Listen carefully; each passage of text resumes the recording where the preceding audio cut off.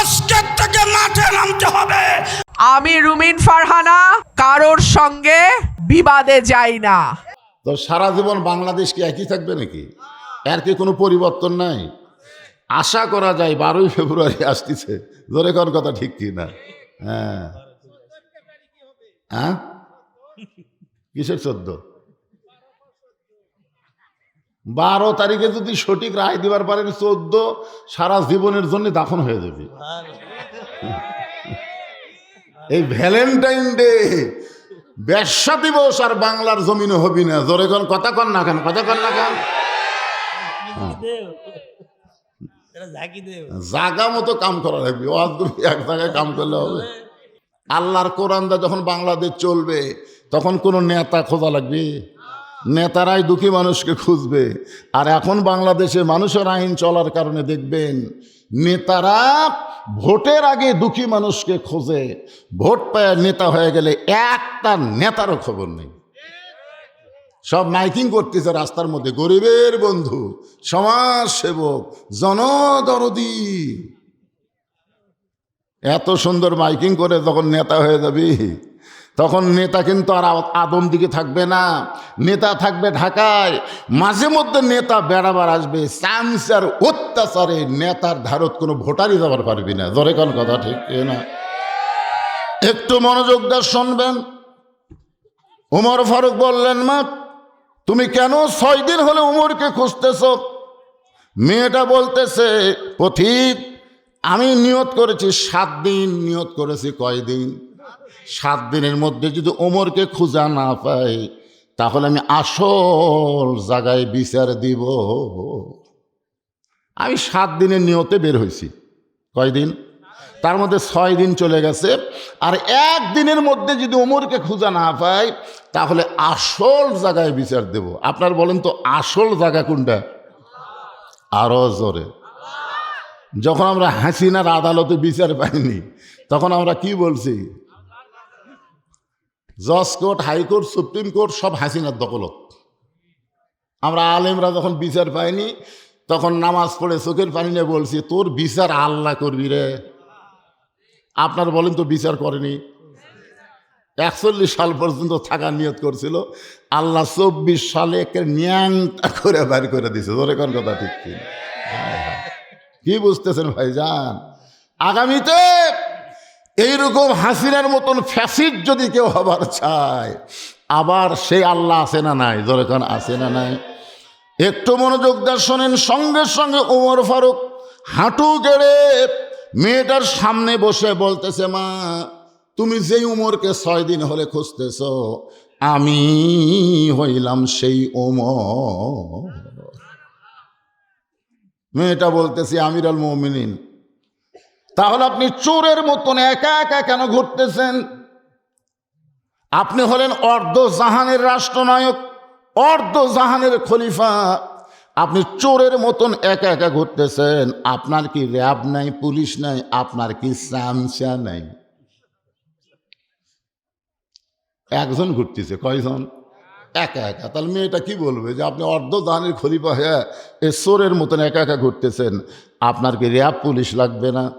এমন সময় হযরত ওমর কোরআন থেকে একটা আয়াত তেলাওয়াত করলেন, ইন্নামাল মুমিনুনা আল্লাযীনা ইযা যুকিরাল্লাহু ওয়াজিলাত কুলুবুহুম ওয়া ইযা তুলিয়াত আলাইহিম আয়াতুহু জাদাতুহুম ঈমানাও ওয়া আলা রাব্বিহিম ইয়াতাওয়াক্কালুন। ওমর ফারুক বলে, মা তুমি যে আজকে 6 দিন হলো আমাকে খুঁজতেছো, কি দুঃখ তোমার মনে? মেয়েটা বলতেছে, আমিরুল মুমিনিন আমার জীবনের সবচাইতে বড় দুঃখ হলো ইন্নাল্লাযীনা ক্বালু রাব্বুনাল্লাহ, আল্লাহু আকবার। আমার জীবনের সবচাইতে বড় কষ্ট হলো আমি 6 বছর বয়সে ঈমান গ্রহণ করেছি। শুধু ঈমান গ্রহণ করার অপরাধে আমাকে 12 বছর জেলখানায় বন্দি জীবন কাটাতে হয়েছে। সকালবেলা 5টা করে চাবুক মারছে, বিকালবেলা 5টা করে চাবুক মারছে। আমার দেহের এমন কোনো জায়গা নাই যে জায়গায় চাবুকের আঘাত লাগে নাই। আমার একটাই মাত্র দোষ হলো, আমি 6 বছর বয়সে শুধুমাত্র ঈমান গ্রহণ করেছি। আপনার বলেন তো আল্লামা সাইদি হুজুরের দোষ কি? বাংলার জনগণ, মানুষের তৈরি আইন দিয়ে যখন বাংলাদেশ চলবে, তখন ভালো মানুষের দোষ না করলেও বাতিল তাকে জেলের মধ্যে বন্দি করে অন্যায়ভাবে কষ্ট দিবে। যার প্রমাণ হলো আমাদের এই ইমামে আজম আবু হানিফা। আপনারা তার জীবনী পড়ছেন? কিছু বললে হবে না তো। আপনি হানাফি মাযহাব বলে দাবি করবেন, অথচ ইমামের জীবনী পড়বেন না। ইমাম হাম্বলি রহমতুল্লাহ আলাইকে কিভাবে মারছে, ইমাম শাফিকে কিভাবে মারছে আপনারা জানেন? তারা কি কোনো অন্যায় করছে? জোরে কোন, তারা কোনো অন্যায় করছে? কোনো অন্যায় করে নাই। শুধুমাত্র কুল জাল হাক্কু ওয়া যাহাকাল বাতিল ইন্নাল বাতিলা কানা যাহুকা। একটু মনোযোগ দিবেন। ওমর ফারুক বললেন, মা তোমাকে 6 বছর বয়সে মান গ্রহণ করার অপরাধে 12 বছর জেলখানায় বন্দি রেখেছিল। এখন তুমি কিভাবে 2 রাস্তার মাঝখানে? মেয়েটা বলতেছি, আমির আল মুমিনিন, যেই দেশের জেলখানায় আমাকে বন্দি করে রাখছিল ওই দেশের নাম হলো রোম দেশ।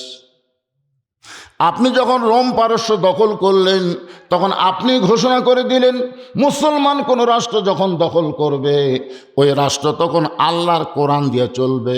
আর আল্লাহর কোরআন দিয়ে যখন কোনো রাষ্ট্র চলবে, ওই রাষ্ট্রে জেলখানার কোনো দরকার পড়বে না। কারণ কোরআনের বিচার হলো ডাইরেক্ট। যখন কোরআনের বিচার কি, তাহলে জেলখানার কোনো দরকার পড়বে না। আপনি যখন কোরআন দিয়ে রোম পারস্য চালানো শুরু করলেন, তখন জেলখানার দরজাগুলো মুক্ত করে দিলেন। আমি জেলখানা থেকে বের হয়ে 18 বছর বয়স, কারণ 6 বছর বয়সে ঈমান গ্রহণ করেছি, আর 12 বছর জেলখানায় বন্দি জীবন কাটাইছি। বর্তমানে বয়স কত? 18। জোরে বলেন কত? 18 বছরের একজন যৌবনা মেয়ে। আমি কোথায় যাব? কারণ যেই দেশ আমি জন্মগ্রহণ করেছি সেই দেশটা হলো খ্রিস্টানের দেশ। আর খ্রিস্টানদের জেলখানা থেকে বের হয়ে এই 2 পাহাড়ের মাঝখানে 6 দিন হলে খুঁজতেছি। যদি আপনার দেখা পাই, তাহলে আপনার কাছে এই দুঃখিনী মেয়ে একটু আশ্রয় চায়। সঙ্গে সঙ্গে হযরত ওমর চোখের পানি বের করে বললেন, মা আমি তোমাকে আশ্রয় দিবার পারবো না, আমি তোমাকে আশ্রয় দিবার পারবো না। মেয়েটা বলতেছে, আমির আল মুমিনিন, ওই জেলখানার মধ্যে বন্দি থাকা অবস্থায় জেনেছি আপনি অত্যন্ত ভালো মানুষ, আপনি আমাকে আশ্রয় কেন দিবেন না? ওমর ফারুক বললেন, মা ইসলাম কোনোদিন কাউকে আশ্রয় দেয় না, ইসলাম মানুষকে অধিকার দিয়ে দেয়। সোনারা বলেন, আপনার বলেন তো আশ্রয় দেওয়ার মালিককে? আরো জোরে বলেন। কোন মানুষের কাছে কোনো মানুষ আশ্রয় চাওয়া হারাম। ইয়াকা নাবুদু ওয়া ইয়াকা নাস্তাইন, গোলামি করি কার? তাহলে আশ্রয় সাহায্য আমরা কার কাছে চাই? ওমর ফারুক বললেন, মা আমি তোমাকে আশ্রয় দিবার পারবো না, তবে ইসলাম তোমাকে অধিকার দিয়েছে। মেয়েটা বলতেছে, আমির আল মুমিনিন, ইসলাম আমাকে কি অধিকার দিল? আপনার বলেন তো, ইসলামে নারীদের অধিকার আছে না নাই? এদের কতকগুলো এখন মেয়েদের কাছে যাচ্ছে আর বলতেছে, কোরআন যদি সংসদ যায়, তোমাকে ওরা কার বাড়ির থেকে ভাড়া বাদ দিবি না। এরকম কিছু কথা বলতেছে না? হায় হায়, পাগ লাগে রে।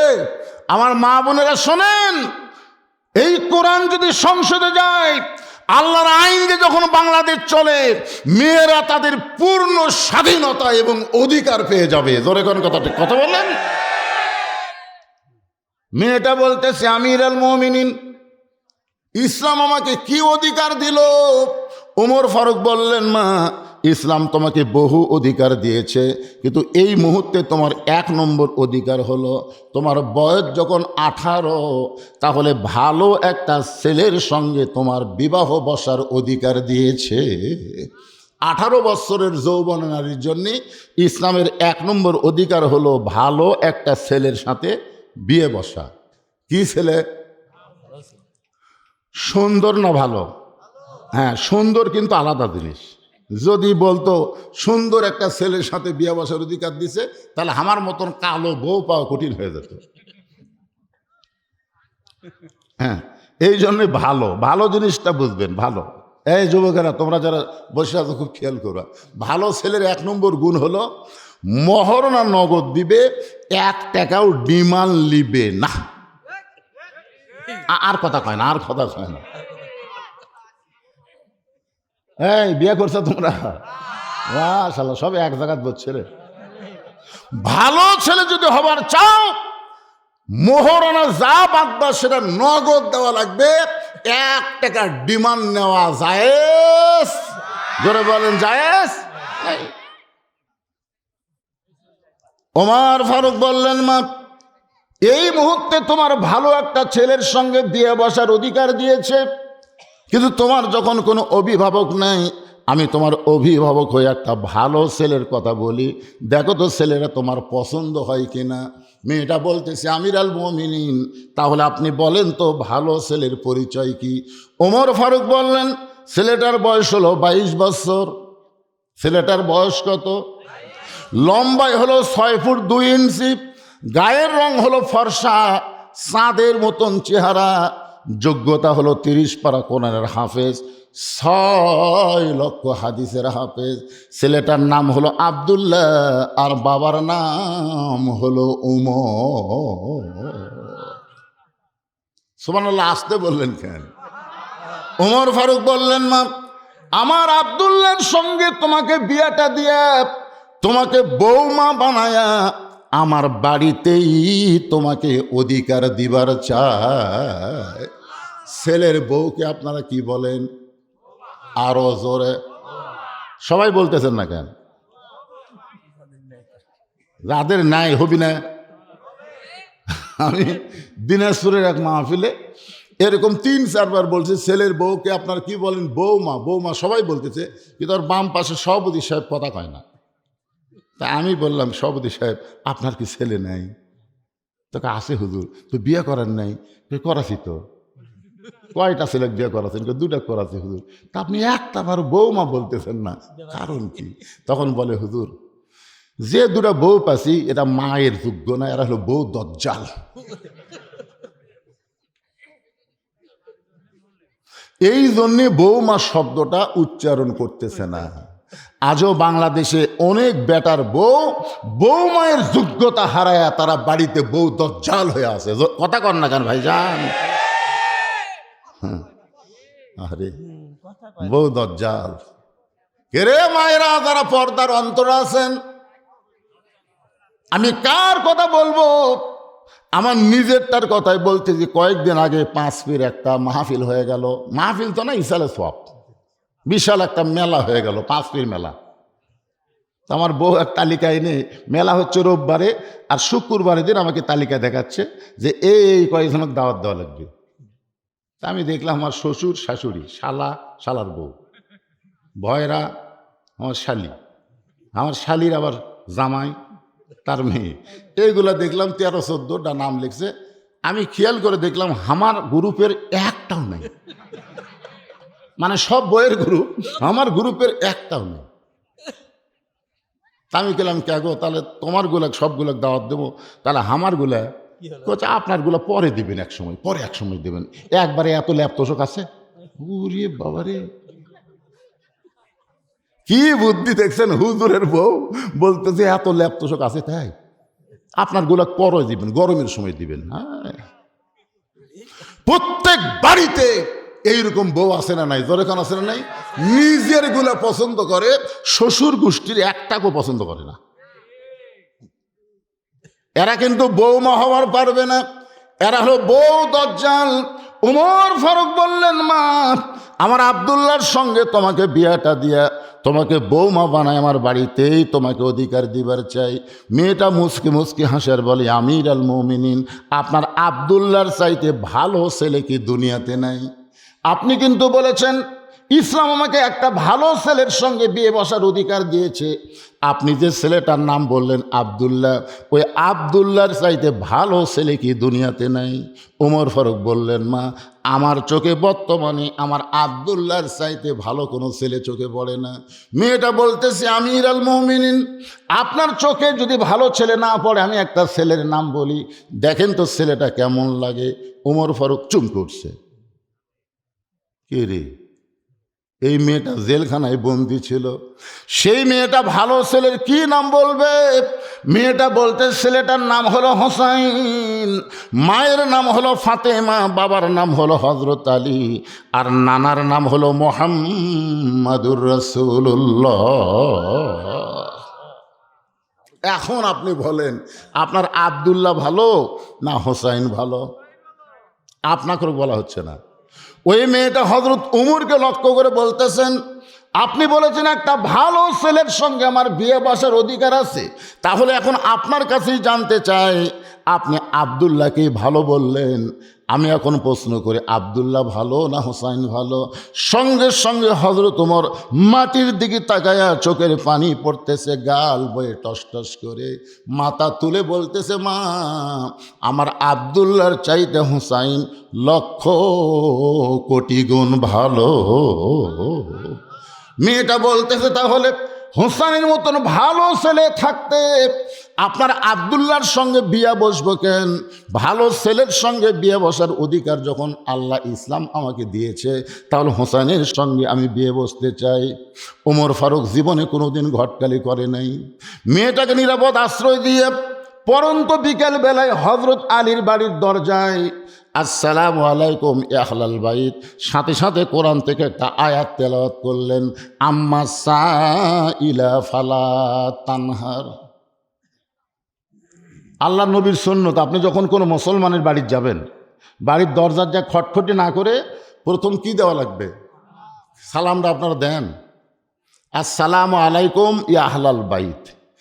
এই সালাম দেওয়ার সঙ্গে সঙ্গে উমর ফারুক বললেন, আম্মা সাইলা ফালা তানহার। হজরত আলী বাড়ির ভিতর থেকে চমকে গেলেন, যেই ব্যক্তি সালাম দিল সে তো হজরত ওমরই হবে, তাহলে ফকিরের আয়াত কেন তেলাওয়াত করলেন? দরজা খুলে বলতেছে, ওয়ালাইকুম আসসালাম ইয়া আমির আল মুমিনিন, আপনি আবার কবে থেকে ফকির হলেন? ওমর ফারুক বলে, আলী রে, জীবনে কোনোদিন এত বড় বিপদে পড়ি নাই, আজকে প্রথম ঘটক হইয়া তোমার বাড়ির দরজায়, এই ঘটককে কিন্তু ফিরানো চলবে না। আলী বলতেছে, আপনার মতন মহান ব্যক্তি যদি ঘটক হয়, তাহলে অবশ্যই প্রস্তাব ভালো হবে। বলেন তো প্রস্তাবটা কি? বলে, তোমার হোসেনের সঙ্গে আমি একটু ঘটকালি করতে চাই। হজরত আলী আসমানের দিকে তাকায় বলেন, আলহামদুলিল্লাহ, আলহামদুলিল্লাহ, আলহামদুলিল্লাহ। আপনার মতন মহান ব্যক্তি যদি আমার হোসেনের বিয়ের ব্যাপারে ঘটকালি করে, তাহলে পাত্রী অবশ্যই ভালো হবে। ওমর ফারুক বললেন, পাত্রীর 1 নম্বর গুণ হলো 6 বছর বয়সে ঈমান গ্রহণ করেছে। ঈমানের কলেমা পড়ে নাই, ঈমানকে গ্রহণ করেছে। শুধুমাত্র ঈমান গ্রহণ করার অপরাধে 12 বছর বন্দি জীবন কাটাইছে।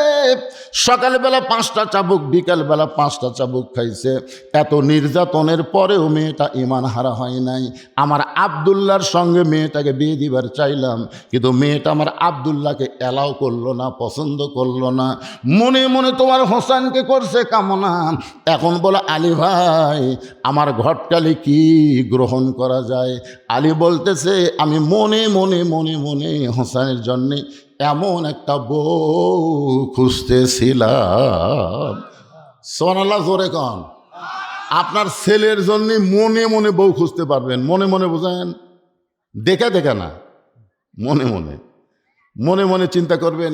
কোরআনের শিক্ষিতা, পর্দানিশী, তারপরে ওর মায়ের পর্দা আছে, নানির পর্দা আছে, ওই গোষ্ঠী হলো পর্দানিশী গোষ্ঠী। এরকম মনে মনে বউ খুঁজবেন, দেখা দেখা না। আমার এলাকার এক হাজি সাহেব 13-14টা দেখেছে। দেখার পর আমাকে বলতে যে, হুজুর এতগুলো দেখলাম, এখনও পছন্দ হলো না। তা আমি বললাম, কে ভাই, বুড়া বয়স আর বিয়ে করতে চাচ্ছেন? না হুজুর, আমার জন্য লয় তো, আমার ছেলের জন্যে। তো আপনি কীভাবে দেখেন? লাডা ছেড়া দেখি, লাডা ছেড়া দেখে, জানেন? দেখি মা হাতটা দেখে তো এরকম হাতলে লাড়ে, মাথার চুল লাড়ে, এগুলো লাড়তে লাড়তেই শালা বুড়া লুচ্চা হয়ে গেছে।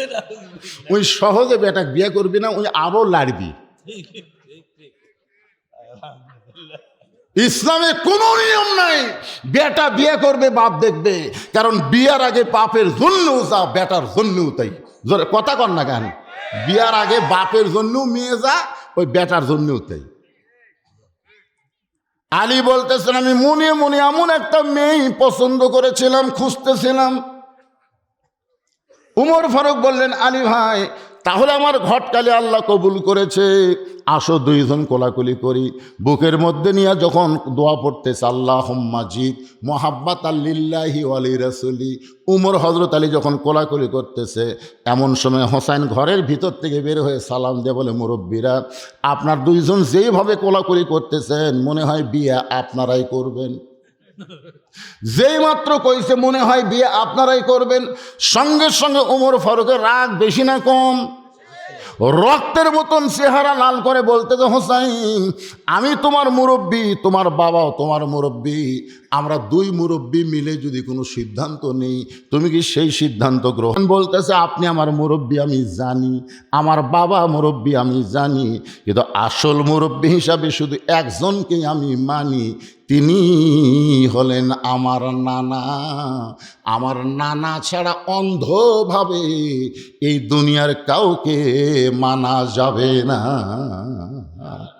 ফাত্তাবিউনি, খুব খেয়াল করবেন, অন্ধভাবে শুধু একজনকেই মানা যাবে, তিনি হলেন আমাদের নবী। জোরে বলেন তিনি কে? আমাদের নবী ওমর ফারুক জুমার দিনে খুতবা দিচ্ছিলেন, মাঝখান থেকে একজন লোকমা দিছে, লোকমা দিয়ে বলতেছে আমির আল মুমিনিন আমাদেরকে খাটো পাঞ্জাবি দিয়ে আপনি লম্বা জুব্বা পরলেন কেন? আপনারা বলেন তো উমর ফারুকের সামনে যেই সাহাবী লোকমা দিয়েছে ওই সাহাবী নবীরে কোনোদিন লোকমা দিবার পারবে? কেন পারবে না? কারণ নবী সম্পর্কে আল্লাহ বলেছেন মায়ান্তিকু আনিল হাওয়া ইন হুয়া ইল্লা ওয়াহয়ুহা, নবী কিছুই করে না, কিছুই বলে না যতক্ষণ আল্লাহ না করায়। সোনালো বলেন না কেন? শুধুমাত্র আল্লাহর নবী ছাড়া অন্ধভাবে কাউকে পুরোপুরি মানা যায় না। হাসান বলতেছে আপনি আমার মুরব্বী আমি জানি সম্মান করি, আমার বাবাও মুরব্বী আমি জানি সম্মান করি, কিন্তু একমাত্র মুরব্বী হিসাবে আমার নানাকেই শুধুমাত্র মানি। ওমর ফারুক বলে হোসাইন তুমি কি বুঝাবার চাও? হোসাইন বলতেছে তাহলে শোনেন, আজ কয়েকদিন আগে আমি স্বপ্নে দেখলাম আমার নানা ঘরের মধ্যে আরাম করতেছে।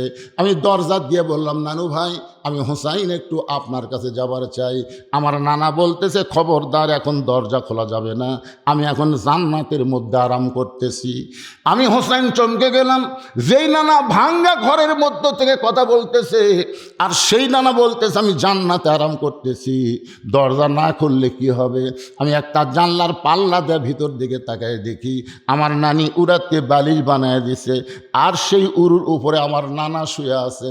আমি রাগ করে বললাম নানা ভাই নানির উড়াতে বালিশ বানায় শুয়ে থাকলে কি জান্নাতে থাকা যায়? আল্লাহ নবী বলেন হোসেন রে তুই ছোট্ট মানুষ, তুই বুঝবি না ভাই, তোর নানির মতন বউ যদি কেউ ঘরে পায় ওই ঘরটা আল্লাহর জান্নাত হয়ে যায়।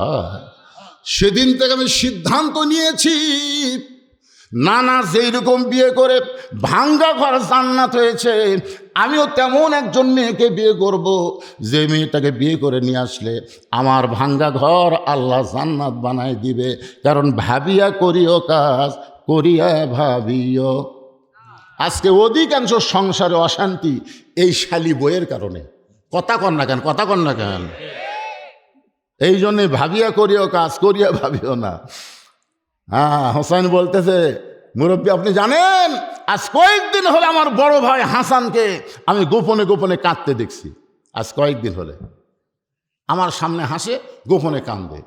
আমি একদিন হাসানকে বললাম কে রে ভাই, ছোটো ভাই আমরা গলা ধরে দুই ভাই বেড়াইছি, আজকে তুই গোপনে গোপনে কান্দিস কেন? হাসান বলে এমনি এমনি, সরল সোজা তো। হাসান আবার অবিকল আল্লাহর নবীর মতো, ধরে কান সুবহানাল্লাহ। হোসেন বলে ভাই কেন কান্দ? হাসান বলতেছে আমি কেন কান্দি এই কথা যেন কাউরে বলিস না ভাই, আমার ভাগ্য বড় খারাপ, তোর ভাবি অত্যন্ত খারাপ।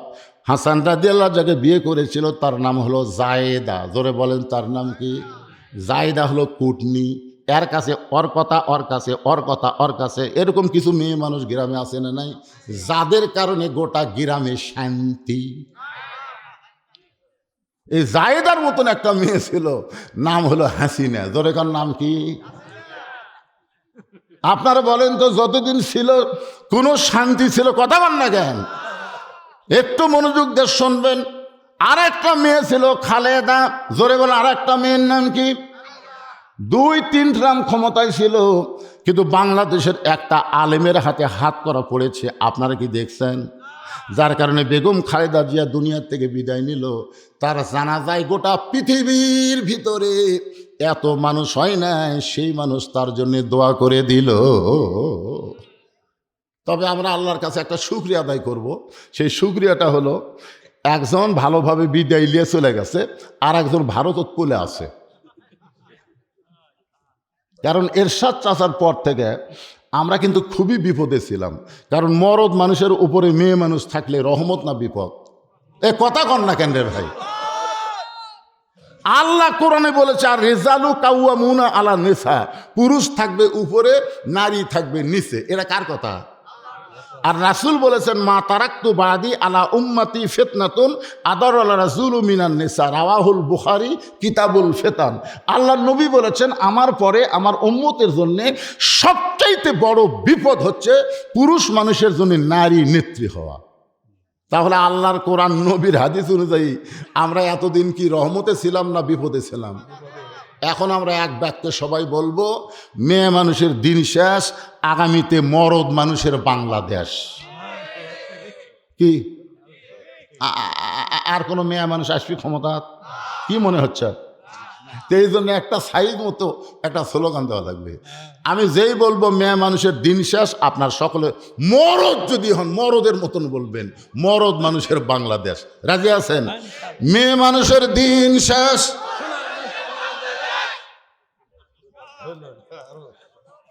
হাসে হাসে যা হাসে আলহামদুলিল্লাহ। মানে এতদিন মেয়ে মানুষের তলে থেকে পুরুষ মানুষ কি হবে জানেন? যেই বাড়িতে দেখবেন মেয়ে মানুষের গলা জোরে হয়, ওই বাড়িতে পুরুষ মানুষের কণ্ঠ নিচু। জোরে কোন কথা ঠিক কিনা? আপনাকে এই গ্রামেই খোঁজটা দেখবেন, যেই বাড়ির মেয়ে মানুষ চিল্লাচিল্লি বেশি করে, ওই বাড়ির পুরুষ মানুষ হিজড়া ঢপা হয়। জোরে কোন কি ঢপা হয়? হিজড়ে।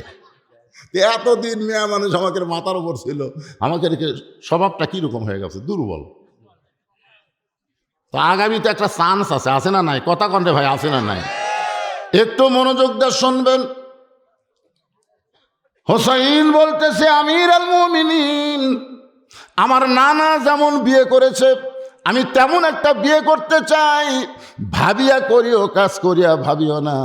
আস্তে করে হোসাইন বাবার হাতটা ধরে বলে, বাবা আপনি সত্যি করে বলেন তো, আমার মা আপনার কেমন বউ ছিল? আপনি সত্যি করে বলেন বাবা, আমার মা আপনার কেমন বউ ছিল? আপনি যেমন আমার মাকে বিয়ে করে ভাঙ্গা ঘর জান্নাত পাইছেন, আমার নানা যেমন বিয়ে করে ভাঙ্গা ঘর জান্নাত হয়েছে, আমি তেমন একটা মেয়েকে বিয়ে করতে চাই। ওমর ফারুক বললেন, হোসাইন আমি যেই মেয়ের ঘরটালি করতেছি বাবা, এই মেয়েকে যদি তুমি বিয়ে করো তাহলে তোমার ঘরটাও আল্লাহ জান্নাত বানিয়ে দিবে। হোসাইন বলতেছে, আমির আল মুমিনিন, আপনার মুখের কথাই আমি মেয়েটাকে বিয়ে করব না। ওমর ফারুক বলে, তাহলে তুমি কি চাও? হোসেন বলতেছে, আমি সেই মেয়েকে বিয়ে করব যে মেয়ে আমার 3টা প্রশ্নের উত্তর দিবার পারবে। আমার আঙ্গুলের দিকে তাকান, কয়টা? যে মেয়েটা আমার 3টা প্রশ্নের উত্তর দিবার পারবে, আমি সেই মেয়েকে বিয়ে করব। ওমর ফারুক বলে, হোসাইন তুমি কি 3টা প্রশ্ন করবে? হোসাইন বলতেছে, আমি যাকে বিয়ে করব তার সামনেই প্রশ্ন আউট হবে, দুনিয়ার অন্য কারো সামনে আমি প্রশ্ন প্রকাশ করব না। ওমর ফারুক বলে, আলী ভাই তোমার হোসাইন যে 3টা প্রশ্ন করবে এ সম্পর্কে তোমার ধারণা কি? আলী বলতেছে, আজকে জীবনের প্রথম শুনলাম।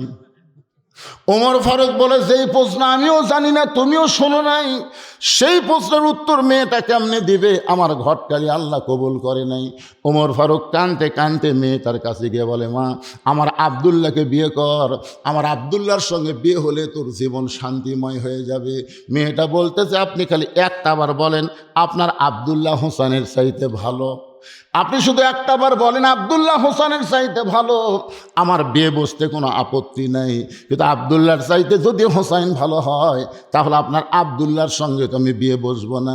ওমর ফারুক বলে, মা তুমি কি জানো হোসাইন সেই মেয়েকে বিয়ে করবে যে মেয়েটা তার 3টা প্রশ্নের উত্তর দেওয়ার পারবে, যেই প্রশ্ন আমিও জানি না, তার বাবাও জীবনে শোনে নাই, তাহলে তুমি কেমনে উত্তর দিবা?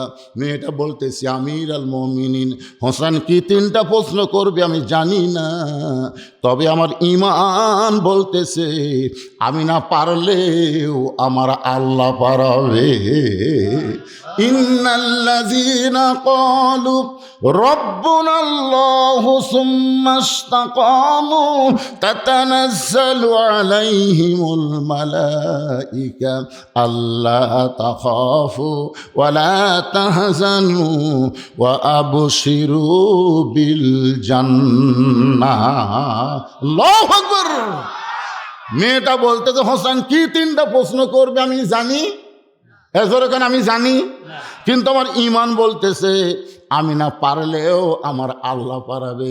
গোটা বাংলাদেশ ঘুরে ঘুরে ঘুরে ঘুরে এই বছর আমি যতটুকু দেখলাম, আমার ঈমান বলতেছে আগামীতে আল্লাহর কোরআন সংসদে যাবে, এটা আমার ঈমান বলতেছে। এখন কি হবে আল্লাহ ভালো জানে, আপনাকে কিছু জানা লাগবে না, আপনাকে কিছুই জানা লাগবে না।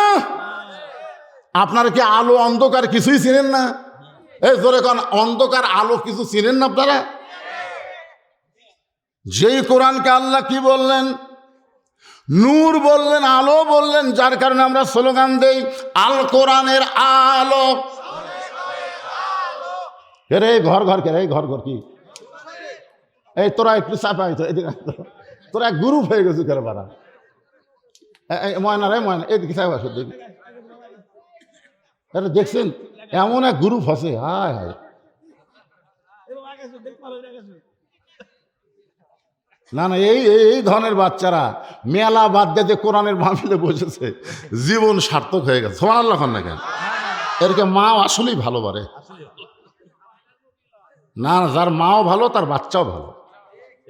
এই জন্য একটা খ্রিস্টান লেপনিয়াল বলেছে, তোমরা যদি ভালো একটা সন্তান চাও, ভালো একটা মায়ের দরকার। মাওগুলা ভালো, দেখছেন কিভাবে ওয়া শুনতেছে। আমরা বহু ঘরে ঘরে কষি ভাই, আর ঘরত কম না রে, যা থাকে কপালে হয়ে যাবি সকালে, ধরে গলা স্লোগান আল কোরআনের আলো, কোরআন হাদিস যেখানে, দুনিয়ার মুসলমান লিল্লাহে তাকবীর।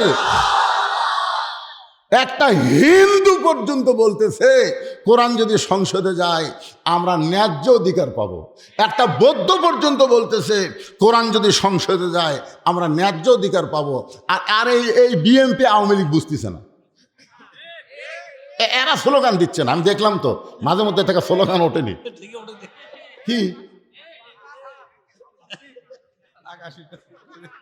এই বিএনপি যারা করেন, আপনারা জানেন শহীদ প্রেসিডেন্ট জিয়াউর রহমানকে যখন হত্যা করা হলো চিটাগাঙ্গে, তার কাছে একটা ব্রিফকেস ছিল, জানেন আপনারা? ওই ব্রিফকেস মনে করছিল যে একেবারে ব্যাংকের চেক বই আছে, ডলার মলার আছে, অস্ত্র ফস্ত্র আছে, বহু কিছু আছে, এই মনে করে ওই ব্রিফকেস ওখানে খোলে নাই। ঢাকাত নিয়ে এসে খোলার পরে দেখে ব্রিফকেসের মধ্যে 2টা মাত্র জিনিস, একটা হলো জায়নামাজ আর একটা হলো কোরআন। ধর্ম নিরপেক্ষ সংবিধান ছিল। শহীদ প্রেসিডেন্ট জিয়াউর রহমান বিসমিল্লাহির রহিম দিয়ে শুরু করলো, জোরে কোন কথা ঠিক না? আর ইসলামের মূল মন্ত্র কি ভাইজান? সেই বিএমপি রে, আল্লাহর ওলি রে। আরাফার ময়দানে গেলে দেখা যায় শহীদ প্রেসিডেন্ট জিয়াউর রহমান কত বড় আল্লাহর ওলি। ওখানে যারা গেছে তারা নিজের চোখে দেখাচ্ছে। নিমের গাছের তলে যখন বসলাম, কিছুক্ষণ পর একটা বাতাস উঠলো, বুঝলেন? মনেই হচ্ছে না দুনিয়ার বাতাস, মনে হয় নিমের গাছের পাতা দিয়ে আল্লাহ জান্নাতের বাতাস হাজিদের গায়ে দিচ্ছে। গাছের দিকে দেখলাম সাজারাতুল জিয়া, গাছের নাম হলো জিয়া গাছ। হ্যাঁ কি? হ্যাঁ জিয়া গাছ, জিয়া গাছ, জিয়া টিরি।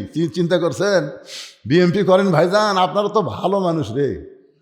আপনাকে বেগম জিয়ার জানাজাত কত লোক হলো, আর কত নেতা মূর্তিছে, কুত্তেও যায় না, কথা কয় না। তো এই জন্যে আওয়ামী লীগ বাদ দেয়, ওর কখন বাদ দিল, বাদ দিয়ে বিএমপি, জামাত, তাবলিগ, পিউর মুরিদি, হাত পাকা যে পাকায় হোক সব মিলে কোরআনের পক্ষে একটা স্লোগান ডাঁটের দেওয়া লাগবে। জনগণ যান বুঝবার পারে হুজুর একলা নাই, হুজুরের সামনে হাজারো আল্লাহর বান্দারা আছে, এটা যান বুঝবার পারে। গলা খাঁকারে দেন আল কোরআনের আলো, কোরআন হাদিস যেখানে, দুনিয়ার মুসলমান লিল্লাহে তাকবীর। মেয়েটা বলতেছে আমির আল মুমিনিন হোসেন কি 3টা প্রশ্ন করবে আমি জানি না, তবে আমার ঈমান বলতেছে আমি না পারলেও আমার আল্লাহ পারবে। ওমর ফারুক এক দৌড়ে চলে আসছে হযরত আলীর বাড়িতে। আলী বলতেছে কিছুক্ষণ আগে কানতে কানতে চলে গেলেন, আবার ফেরত আসলেন কেন? ওমর ফারুক বলতেছে তারিখ করবার আছি, তারিখ। হোসেন বলে কিসের তারিখ? ওমর ফারুক বললেন বিয়ের তারিখ না, তুমি যে 3টা প্রশ্ন করবা সেই প্রশ্নের উত্তর দিবার পারবে কি পারবে না তারই তারিখ। আলী বলতেছে যেই প্রশ্ন আপনিও শোনেন নাই আমিও জানি না, সেই প্রশ্নের উত্তর মেয়েটা কেমনে দিবে? ওমর ফারুক বলে আলী রে, ইমানের বলে বলিয়ান হয়ে যখন কোনো মানুষ কথা বলে ওই মানুষ তখন একলা থাকে না, ওই মানুষের সঙ্গে ইমানের মালিক আল্লাহ থাকে। আমাদের ভিতরে ইমান আছে না নাই? ভারত আমাকে ভয় দেখাচ্ছে জানেন। কয়েকদিন আগে ভারতের এক উগ্রপন্থী মন্ত্রী বলেছে বাংলাদেশের কতগুলো মৌলবীরা কোরআন তেজত জয়া খালি রাজনীতি করে, যে সব দেখা হলো শেষ, আগামীতে দেখবো কোরআনের বাংলাদেশ। ওই মন্ত্রী ভারত থেকে বলতেছে এই যে মৌলবীরা জানে না যে বাংলাদেশে 3 দিকে ভারত, একদিকে সাগর, যদি আমরা ধরি এই মৌলবীরা পলানা রাস্তা পাবি না, সাগরও চুবড়ে মরবি, এমন একটা হুমকি দিছে বুঝলেন। আমরা বলে সাগরও চুবড়ে মরব। আমি ফেসবুকে লিখলাম কেরে ন্যাংটির বাচ্চারা, এই তোরা যে সাগর আমাকে দেখাস এর চাইতে বড় সাগর মুসা নবীর সামনে ছিল, আল্লাহ সাগরকে রাস্তা বানায় দিল। তাহলে আমাকে সেই আল্লাহ আছে না নাই? তোরা 3 দিক থেকে ধরবো, সাগর আল্লাহ রাস্তা বানিয়ে দিবি, আমরা যাবো, তোমরা যেই ঢুকবো আর আগেকার মতন চাপা খাবো, ফেরাউনের মতন চুবড়া মরবো। তোর এখন কথা ঠিক কি না? একজন ভারতের এমপি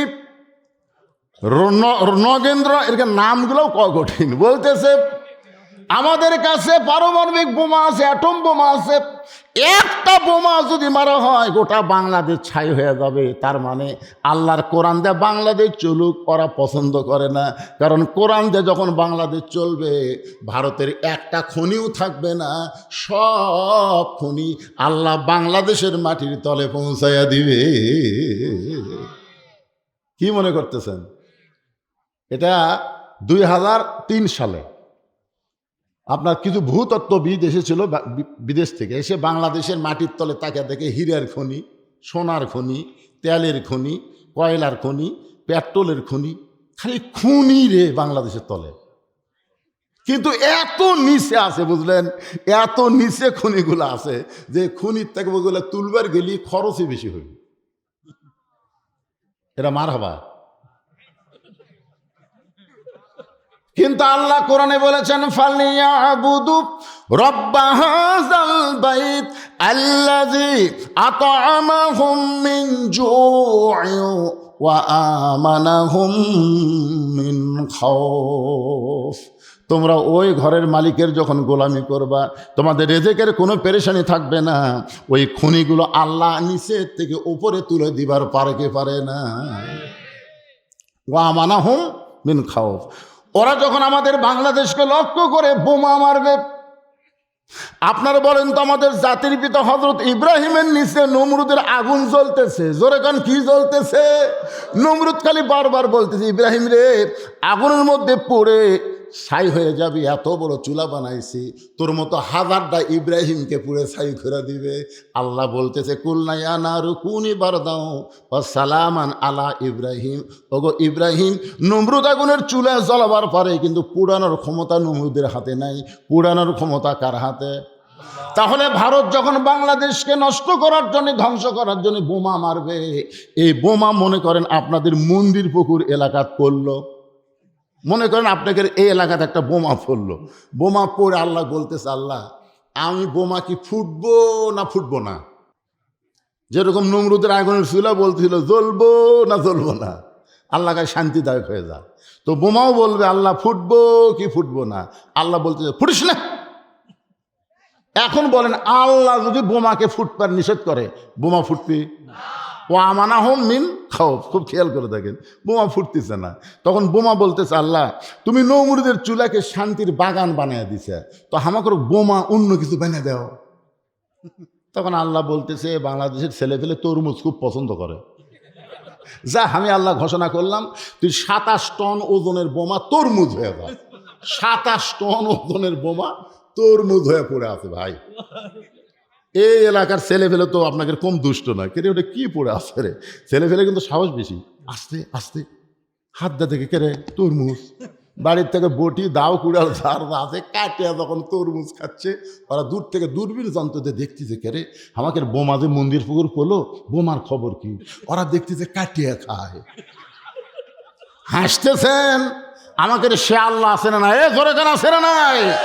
আমরা শুধু কোরআন হাতে নিব, আল্লাহ গোটা পৃথিবী আমাদেরকে দিয়ে দিবে। ধরে কোন কথা ঠিক কিনা?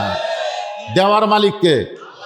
এই জন্য যেই কোরআন থেকে আলোচনা শুনতেছেন, আল্লাহর বান্দার একটু মনোযোগ দিয়ে শুনবেন। ওমর ফারুক বললেন আলী রে, মেয়েটা এমন কথা বলেছে, আমার বিশ্বাস মেয়েটা একলা নাই, মেয়েটার সঙ্গে আমার আল্লাহ আছে। তার মানে কি বোঝা গেল? ইমানদারের সাথে কে আছে? যাই বলতেছেন না আপনার সাথে কি শয়তান আছে? তাহলে জোরে সবাই বলবেন আমাদের সাথে কে আছে? আরো জোরে, ওয়াহুয়া মাকুম আইনা মা কুনতুম। আল্লাহ বলে বান্দা বান্দি আছে যেখানে, আমি আল্লাহর পাওয়ার, আমি আল্লাহর দয়া, আমি আল্লাহর রহমত আছে সেখানে। তারিখ মোতাবেক তারিখ হয়ে গেছে, তারিখ মোতাবেক হযরত ওমর ডান পাশে বসে গেছে, আর হোসাইন বসেছে মাঝখানে, আর বাম পাশে বসে গেছেন হযরত আলী। এই যে আমাদের দিকে একটু তাকায় দেখেন, ডান পাশে হযরত ওমর বসে গেছে, মাঝখানে হোসাইন, আর ডান পাশ বাম পাশে হযরত আলী বসে গেছে। সামনে একটা চাদর দেওয়া হয়েছে, চাদরের ওই পারে ওই সুন্দরী মেয়েটাকে বসানো হয়েছে। আপনাদের কাছে আমার প্রশ্ন হলো, সামনে চাদর দেওয়ার কারণ কি? সবাই জোরে বলেন। তার মানে কি বোঝা গেল? পর্দা। এটা কিন্তু মমতাজ পাগলির মতন একজন গায়িকা হাসিনার সময় সংসদে গেছিল, মমতাজ সংসদে গেছিল আপনারা জানেন, ওই সংসদে গিয়ে একটা গান গাইছিল, ওরে শরীয়তের মৌলানা, আমাদেরকে লক্ষ্য করে, ওরে শরীয়তের মৌলানা চোখ দুইটা করলা কানা, মনের পর্দা বড় পর্দা তোমরা খুঁজা পাইলা না, তেতুল হুজুর বুঝলো না। তাহলে মনের পর্দা যদি বড় পর্দা হয়, আপনার বলেন তো ওমর ফারুকের মন ভালো না খারাপ? এই সত্য কথা বলার সময় এই পিছনে ছেলে এই দৌড়াদৌড়ি করে গাই শোনেন, এই ছোট ছোট বাচ্চাদেরকে আপনারা সাবধান করবেন। বাজান রাসূল কি জন্য বললেন 7 বছর থেকে তালিম দাও, 7 বছর থেকে তালিম দাও, 10 বছর থেকে জোর করে নামাজ ধরো। এমনি এমনি কইছে এই যে দৌড়াদৌড়ি করতেছে, এখন একটু তালিম দেওয়ার বয়স। এখন ঘড়ির দিকে তাকে দেখেন তো রাত 11:30 বাজতেছে, আর 11টার সময় এরা দৌড়াই। আমাদের এলাকায় সন্ধ্যার সময় প্রত্যেকটা মেয়েরা ঘোড়া চেক করে হাঁস মুরগি উঠলো কিনা, সন্ধ্যার সময় লাইট দিয়ে দেখতেছে হাঁস মুরগি ঠিক মতো উঠলো কিনা। সন্ধ্যার সময় পুরুষ মানুষ গোয়াল ঘর চেক করতেছে গরু ছাগল ঠিক মতো উঠলো কিনা। কিন্তু সন্ধ্যার সময় মুরগি হাঁস, সন্ধ্যার সময় গরু ছাগল যদি চেক করে, তাহলে রাত 11:30 বাজলো। এরকে বাপ মা কুটি গেল, চেক করবি না? ও আর শুনতিস ওরা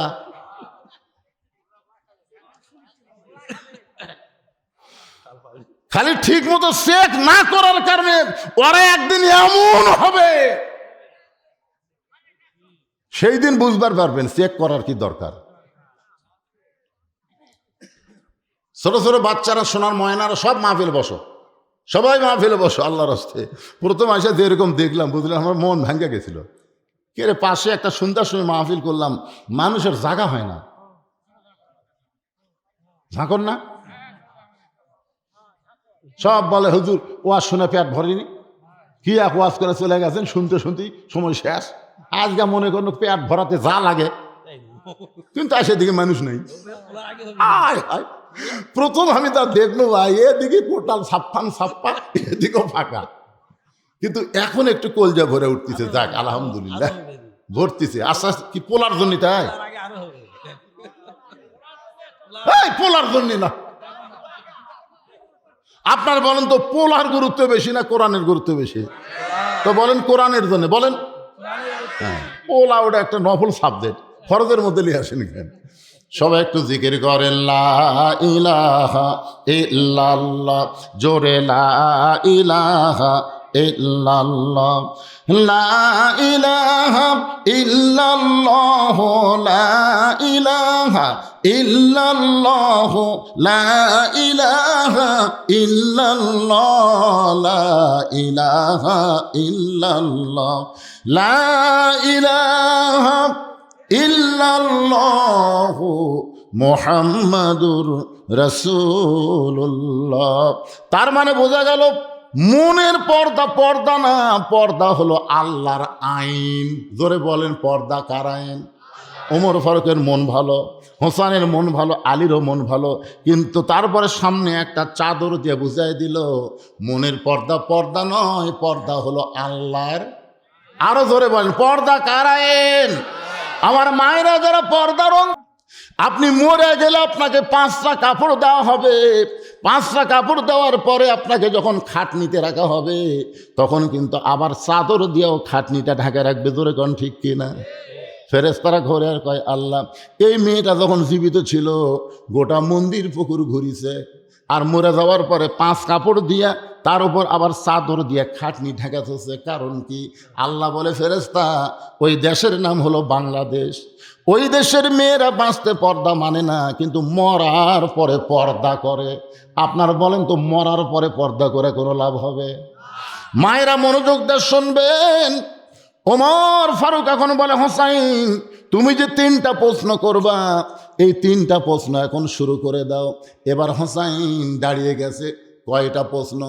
3টা প্রশ্নের উত্তর দিবার পারলে বিয়ে, নচেত কিন্তু বিয়ে করবে না। হোসেন দাঁড়িয়ে বলতেছে, রে মেয়ে, তুমি একা একা বসে আছো, তাই বলে মনে করো না তুমি একলা হয়ে গেছো। আমি হোসাইন বড় একা হয়ে গেছি। উমর ফারুক কোনার ঘুতাতে বলতেছে, বাজান, তুমি কেমনি একলা হলে? তোমার ডান পাশে আমি বসে আছি, বাম পাশে তোমার বাবা বসে আছে, তুমি কেমনি একলা হলে?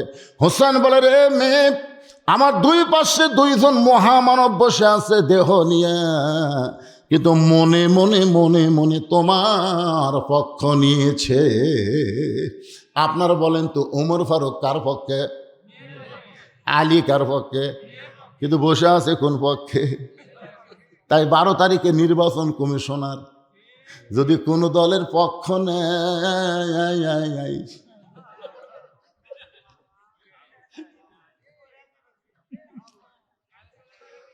হ্যাঁ, এর আগে এক নির্বাচন কমিশনার জুতেতে পিটছে, আপনার দেখছেন বার করে। তাই আমি বলবো, নিরপেক্ষ জায়গায় বসে আছেন, কোন দলের পক্ষ নিয়েন না। জনগণ যারে দিবে সেই সম্মান পাবে। জোরে কোন কথা ঠিক? আমি প্রশাসনকেও বলবো, আমার ওয়াজ কিন্তু খালি আপনাকে মন্দির পুকুর হচ্ছে না, আমার এই ওয়াজ বর্তমানে গোটা পৃথিবীর সব দেশে আমার ওয়াজ এই ভিডিওর মাধ্যমে সাপ্লাই হয়ে যাচ্ছে। আপনারা কি মনে করতেছে খালি আপনারা শুনতেছেন? মালয়েশিয়া শুনতেছে, সৌদি আরব শুনতেছে, বাহরাইন শুনতেছে, কাতার শুনতেছে, সমস্ত দেশে আমাদের বাংলাদেশের যত ছেলেরা আছে বন্ধুশীদের ওয়াজ প্রত্যেক দিন লাইভে তারা দেখে। তা বলতে যে, ভাইজান, ও সোনার ভাইরা, যা করছেন করছেন, হাসিনার সময় আর করবেন না। জাগার মান সম্মান ঠিক থবেন। হোসেন বলতেছে, রে মেয়ে, তুমি একলা নাই, আমার পাশে যে দুইজন মহামানব বসে আছে এরা মনে মনে তোমার পক্ষ নিয়েছে, তোমার কোনো টেনশন নাই। কারণ এমন দুইজন আল্লাহওয়ালা যদি কারো পক্ষ নেয় তাকে আল্লাহ কোনোদিন অসম্মান করে না। ওমর ফারুক বলে, বাবা এখন তুমি প্রশ্ন শুরু করে দাও। এই মনোযোগ দিয়ে শোনাই, মনোযোগ দিয়ে শোনেন। হোসেন বলে, রে মেয়ে, আমার 1 নম্বর প্রশ্ন হলো, আমার মাকে তুমি জানো? আমি কোন মায়ের সন্তান? সঙ্গে সঙ্গে হজরত আলী চমকে উঠছে। আলী চমকে উঠছে, কে? আমি বেটার সাথে আছি। হোসেন তো বলতে পারে, আমার বাবাকে তুমি জানো? ই বাবার কথা না বলে কার কথা বলতেছে? আমার মাকে তুমি জানো? আমি কোন মায়ের সন্তান? সঙ্গে সঙ্গে মেয়েটা পর্দার ওপার থেকে বলে, হোসাইন, আপনার মাকে আমি চিনি। প্রশ্ন করেছে, আমার মাকে তুমি জানো? আর মেয়েটা বলতেছে আমি চিনি। ওমর ফারুক জিব্বাত কামড় খাইছে। প্রথম প্রশ্নই আউট। প্রশ্ন করলো কি, আমার মাকে তুমি জানো? আর উত্তর দিল আমি চিনি। আপনারা বলেন তো, জানা আর চেনা এই দুইটা কি এক? হোসাইন মুসকে মুসকে হাসতেছে, আর হজরত আলী 2 চোখ দিয়ে দর দর করে পানি পড়তেছে। উমর ফারুক জিব্বাত কামড় খাইছে, হোসাইন মাঝখান থেকে মুসকি মুসকি হাসতেছে, আর হজরত আলীর চোখ দিয়ে দর দর করে পানি পড়তেছে। এই পানি পড়ার কারণ হলো, রে মেয়ে, তুই হোসাইনের মারে কেমনে চিনবি? আমি স্বামী হইয়াও পুরাপুরি তাকে চিনতে পারিনি। সুবহানাল্লাহ না কেন? আমি স্বামী হইয়া পুরাপুরি চিনতে পারি নাই, এমনকি মা হইয়াও খাদিজা ফাতেমাকে পুরাপুরি চিনতে পারে নাই। একদিন গভীর রাত্রে নবীকে বুকের মধ্যে নিয়ে বলে, ইয়া রাসূলুল্লাহ, আপনার মেয়ে ফাতেমাকে কি আপনি চিনেন? আল্লাহ রাসূল মুসকি মুসকি হাসের বলে, খাদিজা, তুমি কি পাগলি হয়ে গেলে? আমি হলাম বাবা আর তুমি হলাম মা। আমাদের 2 জনের মাধ্যমে আমাদের কলিজা টুকরা ফাতেমা। খাদিজা বললেন, হুজুর, শুধু এইটুকু চিনলে হবে না, ফাতেমার যে অন্য একটা রূপ আছে আপনি কি জানেন? আল্লাহ রাসূল বলে, খাদিজা, আমি হলাম বাবা, আপনি হলেন মা। বাবার চাইতে মায়েরা বেশি জানে। খাদিজা বলে, হুজুর, তাহলে শোনেন, যখন আমার বড় মেয়ের নাম হলো জয়নাব, যখন দুনিয়াতে প্রসব হলো, আমার প্রসব ব্যথা হলো, আমার রক্ত পর্যন্ত ঝরেছিল। আমার দ্বিতীয় মেয়ে রোকেয়া যখন আমার পেটের মধ্যে ছিল, আমার পেটটা উঁচু হয়েছিল, পেটের মধ্যে ওজন হয়েছিল। রোকেয়া যখন দুনিয়াতে ভূমিষ্ঠ হইল, আমার তখন প্রসব ব্যথা শুরু হয়ে গেল। ওগো আল্লাহর নবী, আমার তৃতীয় মেয়ে কুলসুমা যখন আমার পেটের মধ্যে ছিল, তখন আমার পেটটা উঁচু অবস্থায় হয়েছিল। আমার এক সময় যখন রোকেয়া কুলসুমা দুনিয়াতে ভূমিষ্ঠ হইল, তখন আমার প্রসব ব্যথা হলো, রক্ত পর্যন্ত ঝরে গেল।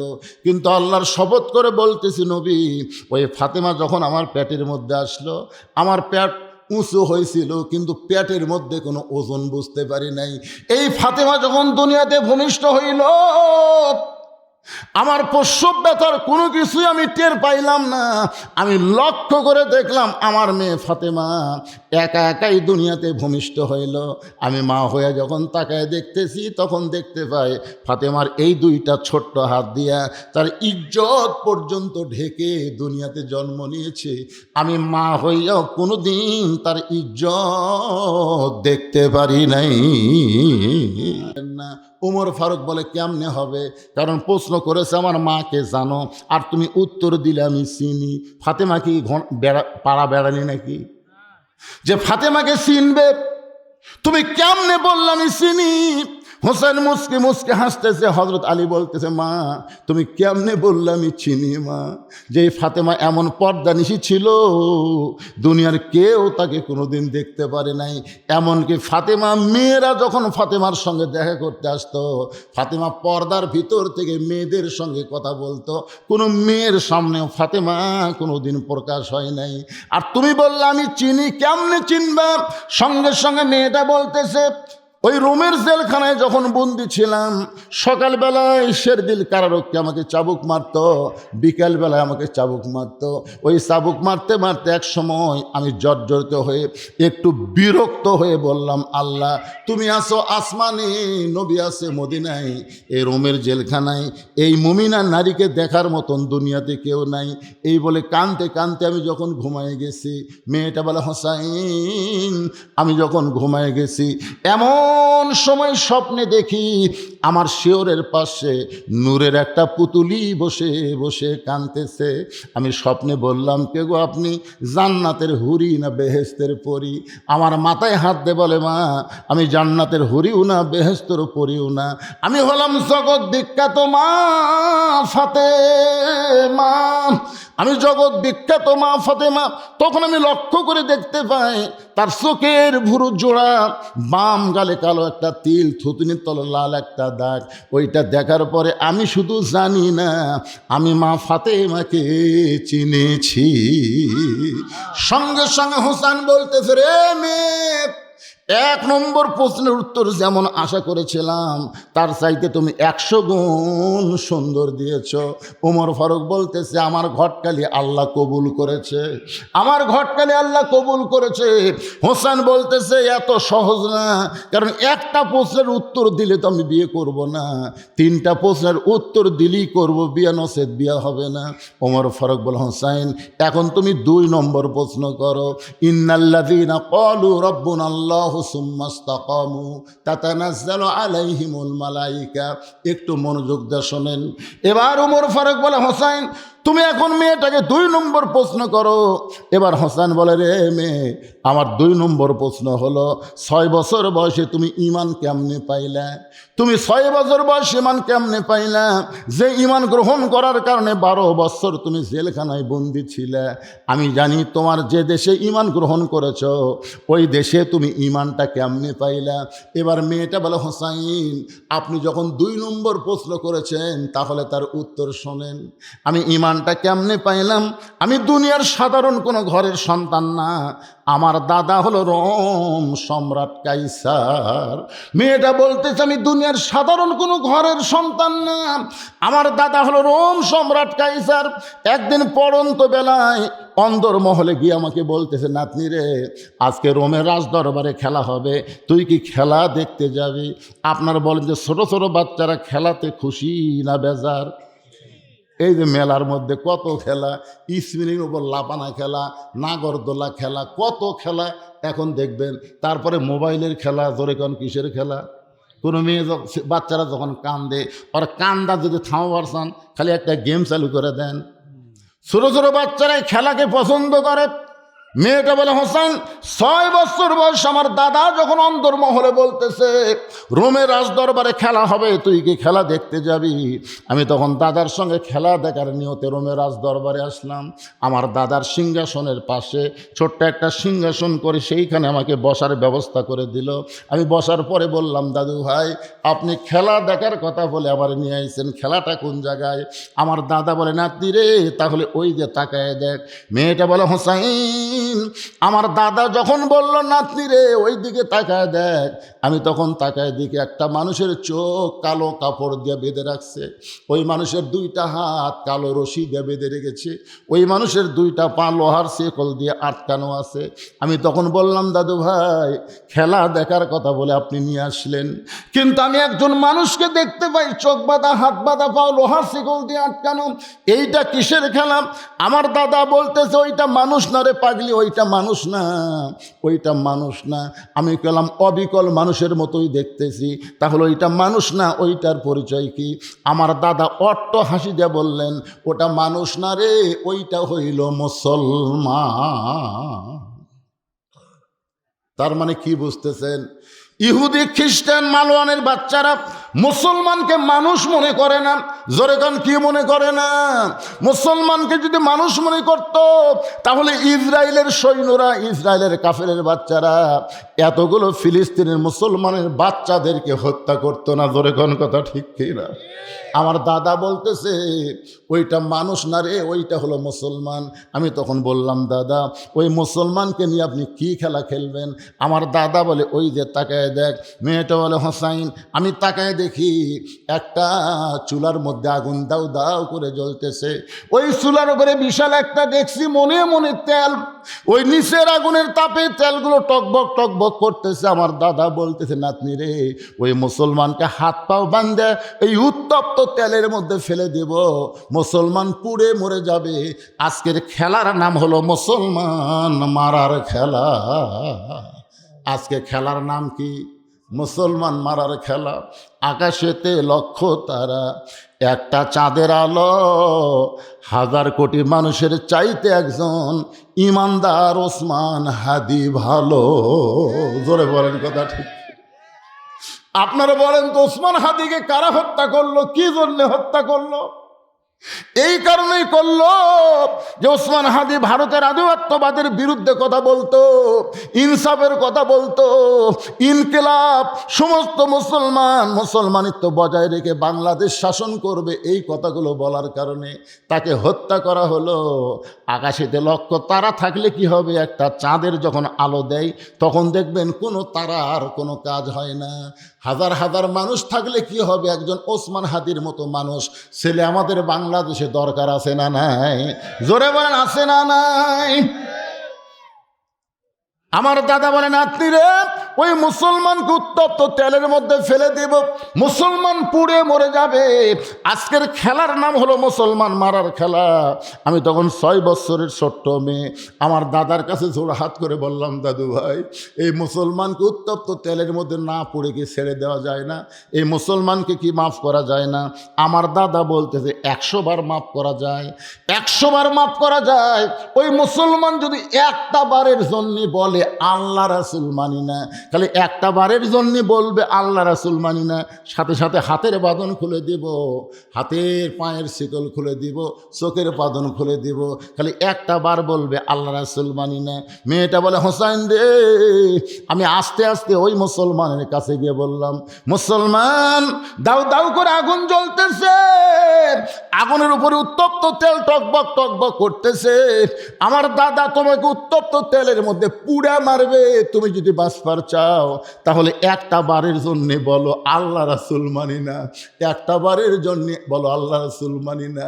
সঙ্গে সঙ্গে মুসলমান বলতেছে, ইন্নাল্লাযীনা ক্বালু রাব্বুনাল্লাহু সুম্মা ইসতাকাম, নিশ্চয় যারা আল্লাহকে রব বলে স্বীকার করবে, এর প্রতি অটল থাকবে, দরকার হলে জীবন দিব, কিন্তু এক মুহূর্তের জন্য মুসলমান আল্লাহ রাসূল ছাড়বে না।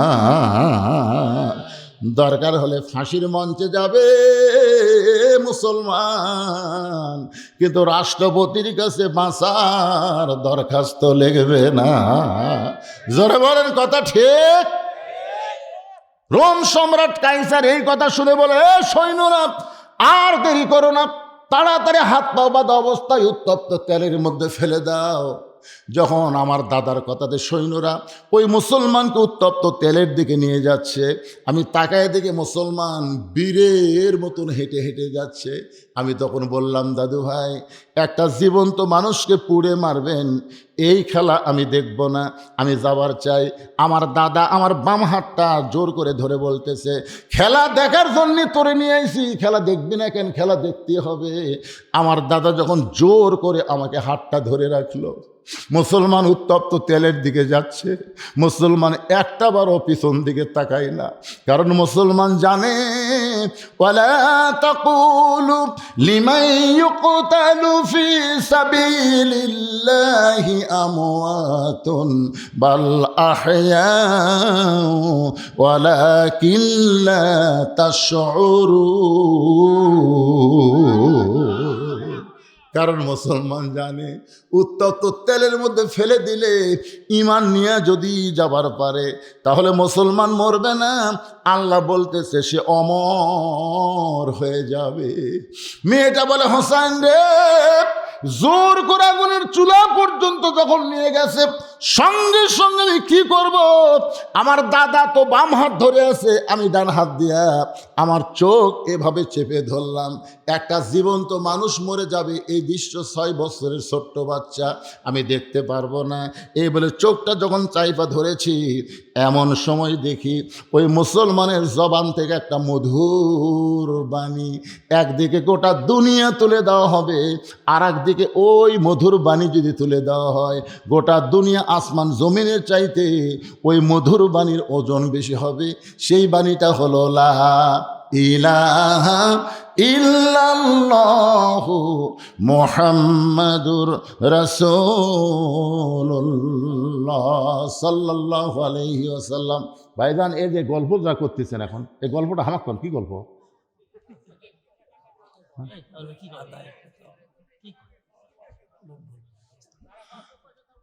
না না, ঠিকই আছে না, যে গল্পটা করতেছে গল্প লাগে না তো, যে একটা সেলিব্রিটি আমাকে দিছে। এটা কিসের স্লিপ জানেন? আসসালামু আলাইকুম হুজুর, কিছু মনে করবেন না, সুদের ব্যাপারে একটু আলোচনা করবেন। আপনারা কভার চাচ্ছেন? শোনেন শোনেন, ওয়াজ দিয়া নামাজি হবি না, ওয়াজ দিয়া সুদ বন্ধ হবি না, ওয়াজ দিয়া জাকাত আদায় হবি না, এগুলা সব সংসদে আল্লাহর কোরআন নিয়ে দেয়, বিল পাশ করে তারপরে সুদরু সুদরু। ফতুয়ার কথা হলো যে সুদের 1 টাকা খায়, নিজের মায়ের সঙ্গে নবী তিনবার এভাবে মুখ চাপে ধরছে, 3 বার। সর্বনিম্ন পাপ বলার সময়, সর্বোচ্চ পাপ হলো আল্লাহর সাথে যুদ্ধ করা, আর সর্বনিম্ন পাপ বলার সময় নবী 3 বার মুখ চাপে ধরছে। কয়বার? সাহাবেরা বলতেছে, হুজুর সুদের সর্বনিম্ন পাপ কি আপনি বলেন না কেন? রাসূল বলতেছে, কেমনে বলি?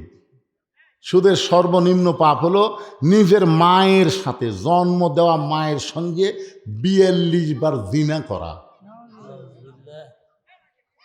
এই বাড়া চিল্লাই কেন?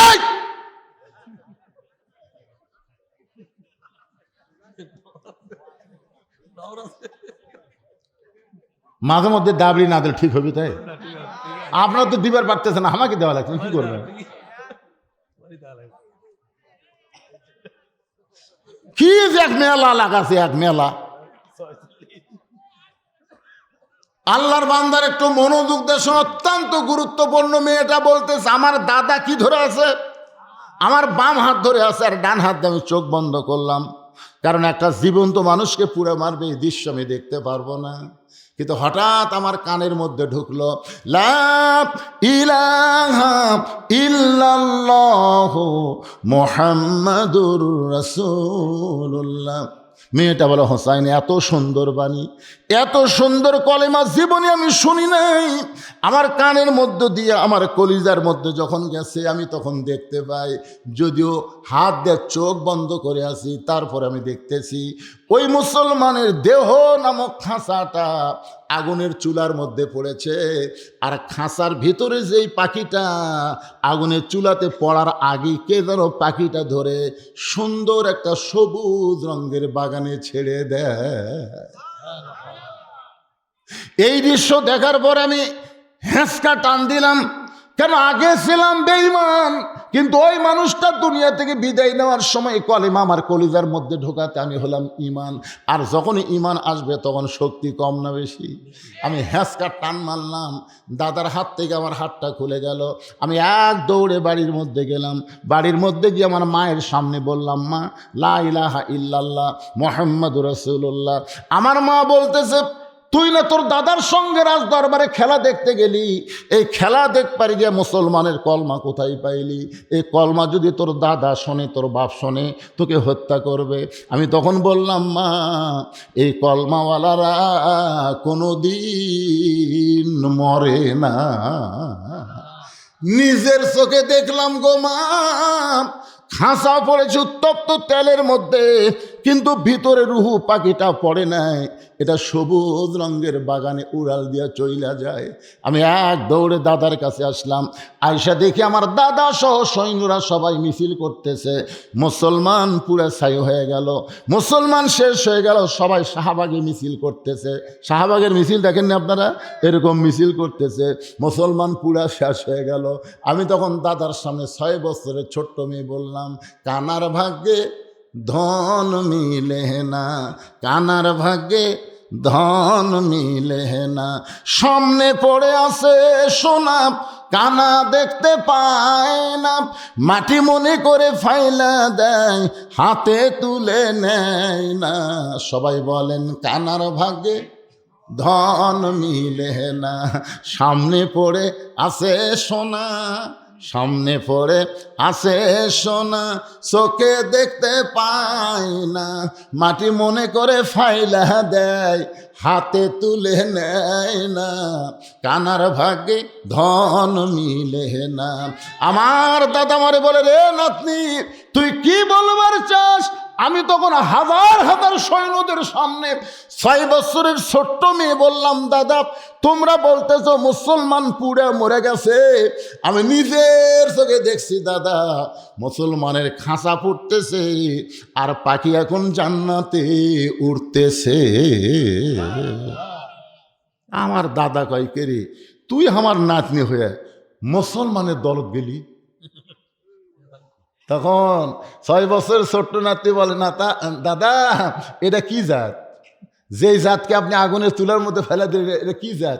এই জাতকে মারিয়া কোনোদিন শেষ করা যাবে না, এরা একজন যাবে 10 জন বেশি বাড়বি। জোরে কোন কথা ঠিক কিনা? আপনার বলেন তো, পৃথিবীতে মুসলমান দিন দিন বেশি হচ্ছে না কমতিছে? মেয়েটা বলে, হোসাইন 6 বছর বয়সে এইভাবেই মহামূল্যবান ইমানটা আমি পেয়েছি। সঙ্গে সঙ্গে হোসেন বলে, রে মেয়ে আমি 2 নম্বর প্রশ্নের উত্তর যেমন আশা করেছিলাম তার চাইতে তুমি 1000 গুণ সুন্দর দিয়েছ। ওমর ফারুক বলে, আলী ভাই আমার ঘরটালি আল্লাহ কবুল করেছে।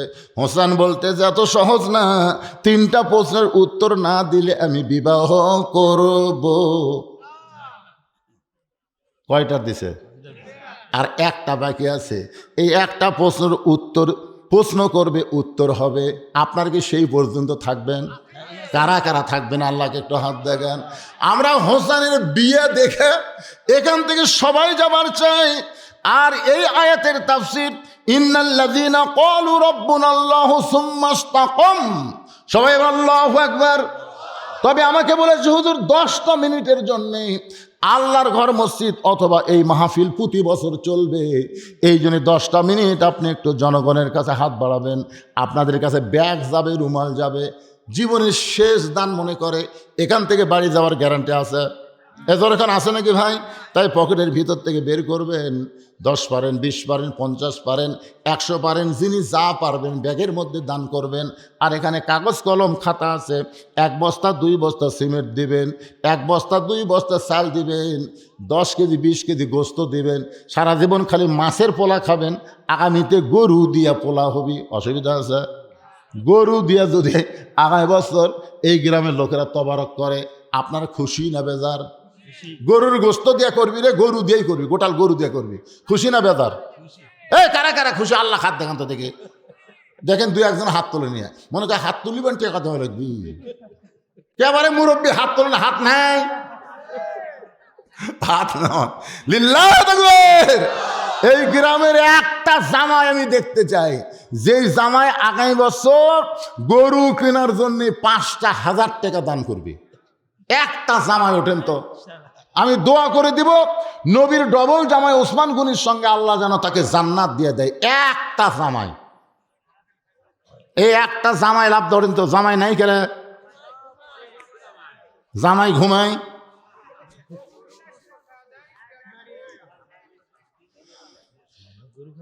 একটা জামাই নাই কেন? আপনারা চিনবার পাচ্ছেন না? এই গ্রামের একটা জামাই আপনাকে চোখ পড়তেছে না?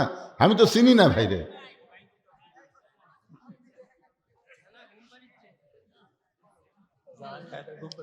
আচ্ছা এখানে কি লিখবেন, কি লিখবেন? কি লিবাস হচ্ছেন?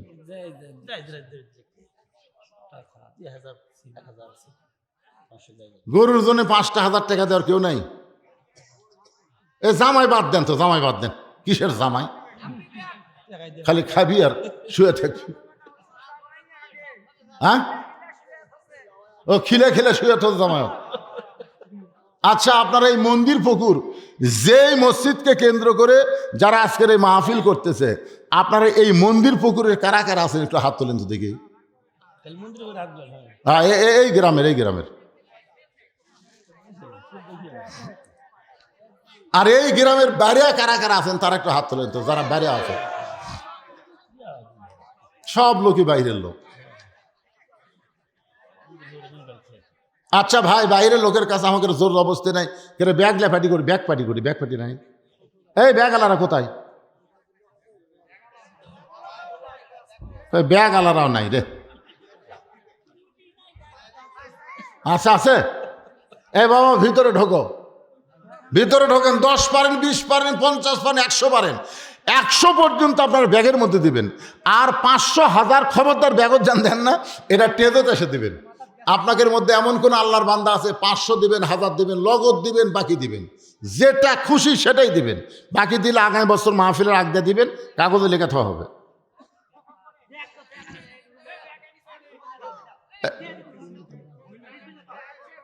মহিলাদের মধ্যে আমার মায়েরাই বেশি দান করবে ইনশাল্লাহ। এই চাদর ধরেন না, চাদর ধরলে মানুষের পায়ের ওপর পাও পড়বি, দরকার নেই। এই যে ব্যাগ ধরো, ব্যাগ ধরো। হ্যাঁ, ব্যাগ ধরেন। আমার মায়ের আজকে বেশি দান করবেন না, তুলনামূলক পুরুষের চাইতে আপনাদের ওয়াজ আমি আজকে বেশি করছি। মায়েরা খুশি হয়ে দান করবে। আমি দোয়া করে দিব মা ফাতেমার সঙ্গে যেন আল্লাহ তাদের জান্নাত দিয়ে দেয়। সকলে বলে আল্লাহুম্মা আমিন।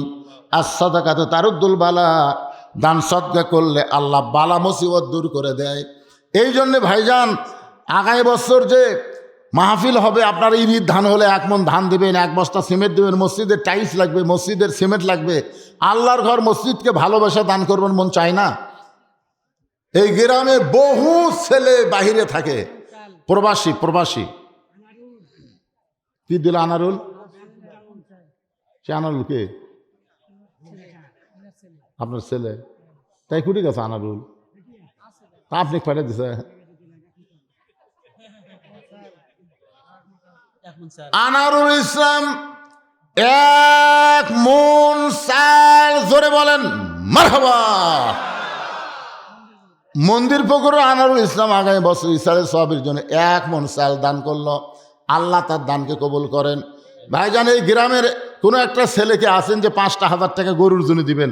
আমি আর জামাইয়ের ওপর চাপ দিচ্ছি না। আপনাদের মধ্যে কেউ আছেন এই গ্রামের, এই মন্দির পুকুরের কেউ আল্লাহর বান্দা নাই? কমিটি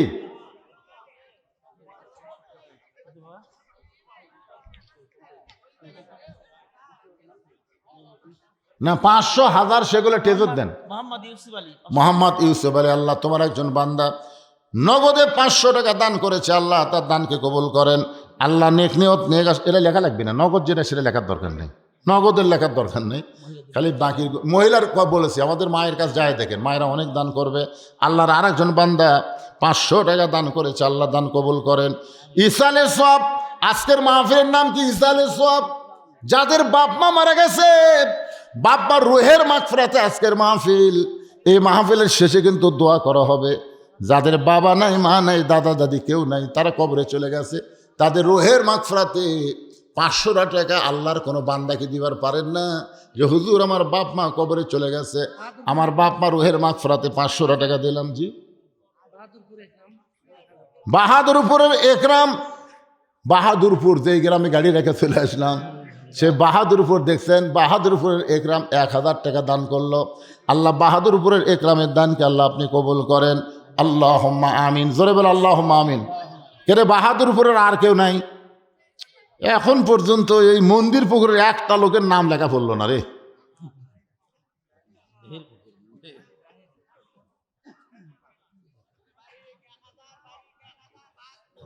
দেখছেন দেখছেন দেখছেন, বাহাদুরপুরের বাহাদুরি দেখেন। আব্দুল বারিক বাহাদুরপুরের 1000 টাকা ধরে বলেন মারহাবা। বাহাদুর কি এমনি হয়? এই বাহাদুরপুরের আর কে আছে? কে হাত তুললো রে? বাড়ি? হায় হায়। আব্দুর রহমান বাহাদুরপুর থেকে 1000 টাকা দান করবে। আল্লাহ আব্দুর রহমানের দানকে আল্লাহ কবুল করেন। একসাথে 3টা বাহাদুরপুর হয়ে গেল। 4 নম্বরে বাহাদুরপুরের কে আছে? আর একটা হাত তোলেন 4 নম্বরের।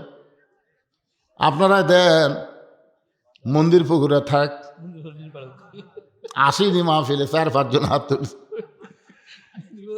এরা খালি তবারক নিয়ে ব্যস্ত হয়ে আছে, আপনাকে মেহমানদারি করবি সেই নিয়ে ব্যস্ত। না আগেই তুলিছে টাকা, আগে না তুললে এত বড় আয়োজন করতে পারে? আগে তুলছে, অপমান করে লাভ নেই ভাই, যে আগেই টাকা তুলছে। 15,000 টাকা দেড় দিতে হলে পোলা হচ্ছে কি?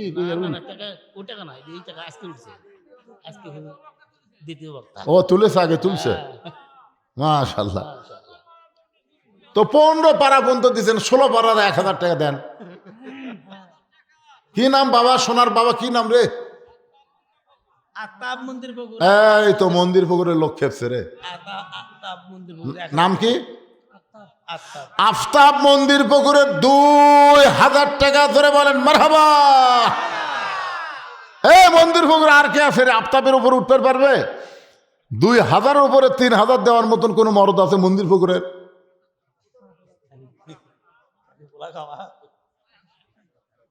বলেন বলেন, দেরি করতেছেন কেন ভাইজান? রাত 12টা পার হয়ে যাচ্ছে, তারিখ পরিবর্তন হচ্ছে। আগামীকাল রাত হচ্ছে লাইলাতুল বরাত, ঠিক কিনা বলেন? কি ভাগ্য আমাদের রে!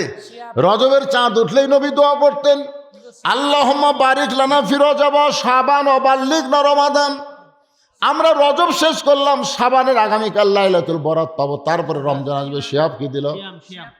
এই তো 2-এর উপর উঠছে 3। বাড়ি? শিহাব মন্দির পুকুরের 3000 টাকা ধরে বলেন মাশাআল্লাহ। আচ্ছা 3-এর উপর 4 দেওয়ার কোন মরদ আছে? এই মিনহাস 1000 বেশি দাও। মিনহাস কোনটা রে? ও বিদেশে আছে। মিনহাস 3000 টাকা দান করবে বিদেশ থেকে। আল্লাহ যেখানেই থাক ভালো থাক, কামাই বরকত দিও, শরীরটা সুস্থ রেখো, বেশি বেশি কামাই যেন করতে পারে। আল্লাহ কবুল করে না, আল্লাহুম্মা আমিন। হারুন, এরা 3000-এর লাইন ধরছে, হারুনও 3000। হারুন কি বিদেশে?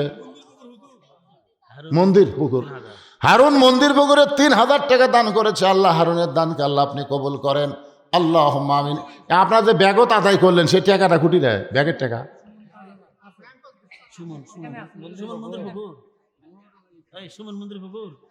এবার একটা জোরে সোরে তকবীর দেওয়া লাগে, 5000 একটা পার্টি পাওয়া যাচ্ছে। লিল্লাহে তাকবীর। মন্দির পুকুর গ্রামের সুমন 5000 টাকা ধরে বলেন মারহাবা। মাশাআল্লাহ। কে সুমন? কোনটা সুমন? এটা আছে না? সব প্রবাসী। দেশিগুলা কিছুই দিচ্ছে না, সব ফকুন্নি হচ্ছে দেশিগুলা। দেখছেন প্রবাসে তারা কত কষ্ট আছে। কে দিল 1000? কে দিল বাবা? আবু সাইদ 1000 টাকা দান করলো। আবু সাইদের দানকে আল্লাহ আপনি কবুল করেন। আল্লাহ নেক নিয়ত নেক আশা পুরা করেন, আল্লাহুম্মা আমিন। আর কেউ আছেন? মেয়েদের টাকা, মেয়েরা যে টাকা দিল সেই টাকাটা কোথায়? এই ব্যাগগুলো মেয়ে কেনে না পুরুষের? মেয়েরা খুব একটা হয়নি মনে হয়। মেয়েরা ভালো আছে, মেয়েদের মন ভালো। বাপ মা মারা গেছে, মা আপনাদের বাপ মায়ের রোহের মাগফিরাত ইসালে সব মাহফিল একটু ধরে ধরে দিবেন মা। মায়েদের মন খুবই বড় রে। জি সুবহান। বাহাদুরপুরের সুবহান 500 টাকা দান করেছে। আল্লাহ সুবহানের দানকে আল্লাহ আপনি কবুল করেন। তাহলে মন্দির পুকুর আর বাহাদুরপুর এই 2 পাড়া ছাড়া কোনো পাড়ার লোক নেই।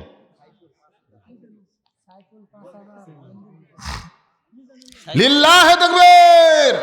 সাইফুল ইসলাম মন্দির পুকুর 5 মারহাবা।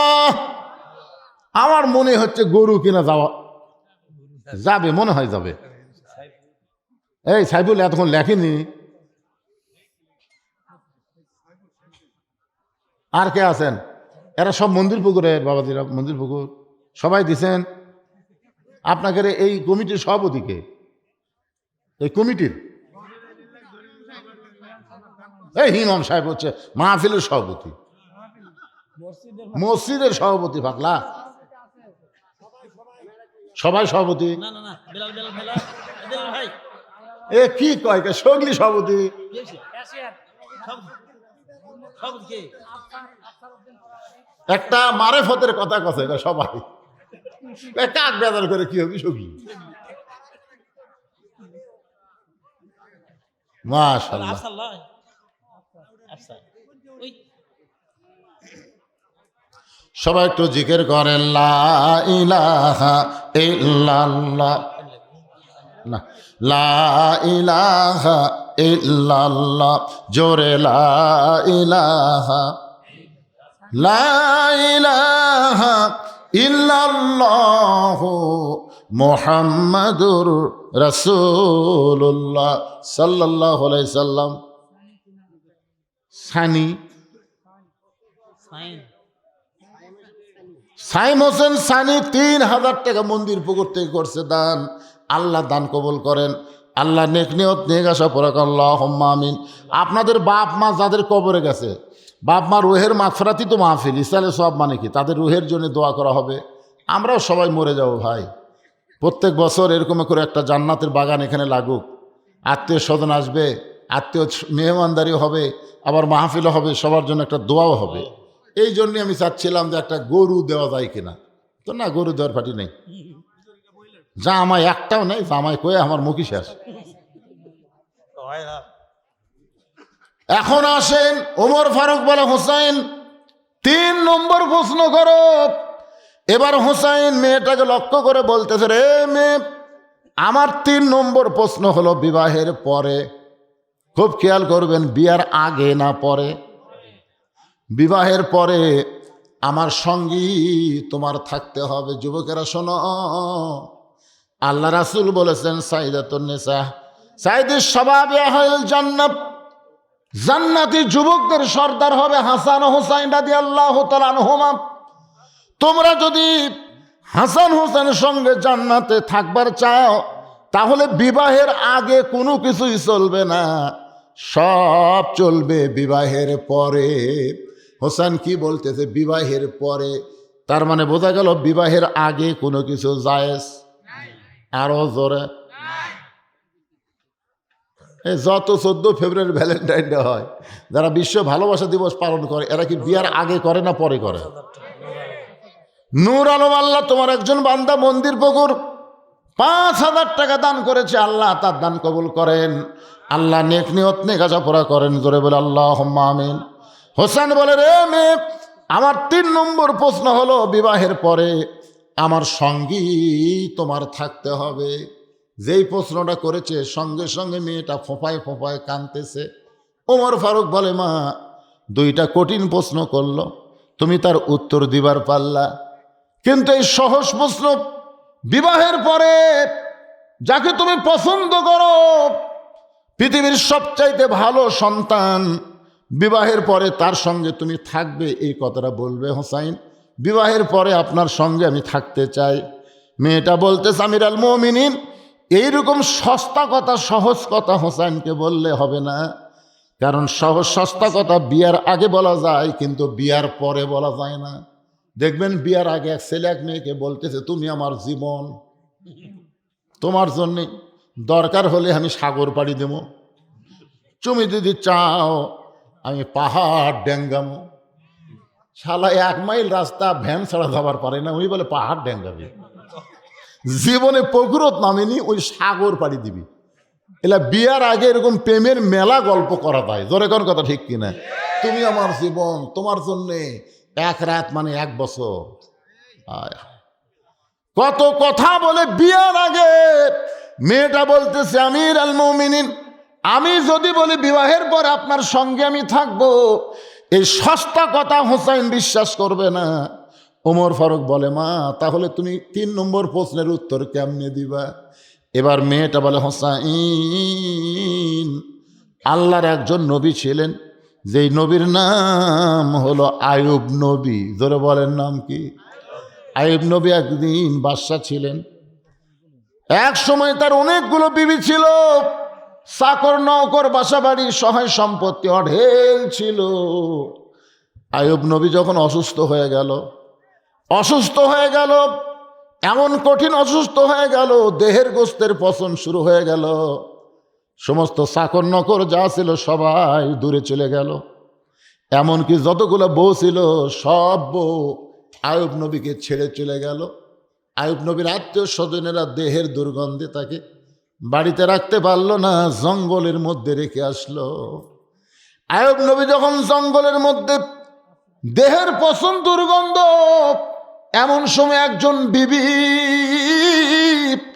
আইয়ুব নবীকে ছাড়তে পারে নাই। সেই বিবির নাম হলো রহিমা। ওগো হোসাইন, বিবাহের পরে আমি আইয়ুব নবীর বিবি রহিমার মতো আপনার সঙ্গে সুখে দুঃখে সব অবস্থায় থাকতে চাই।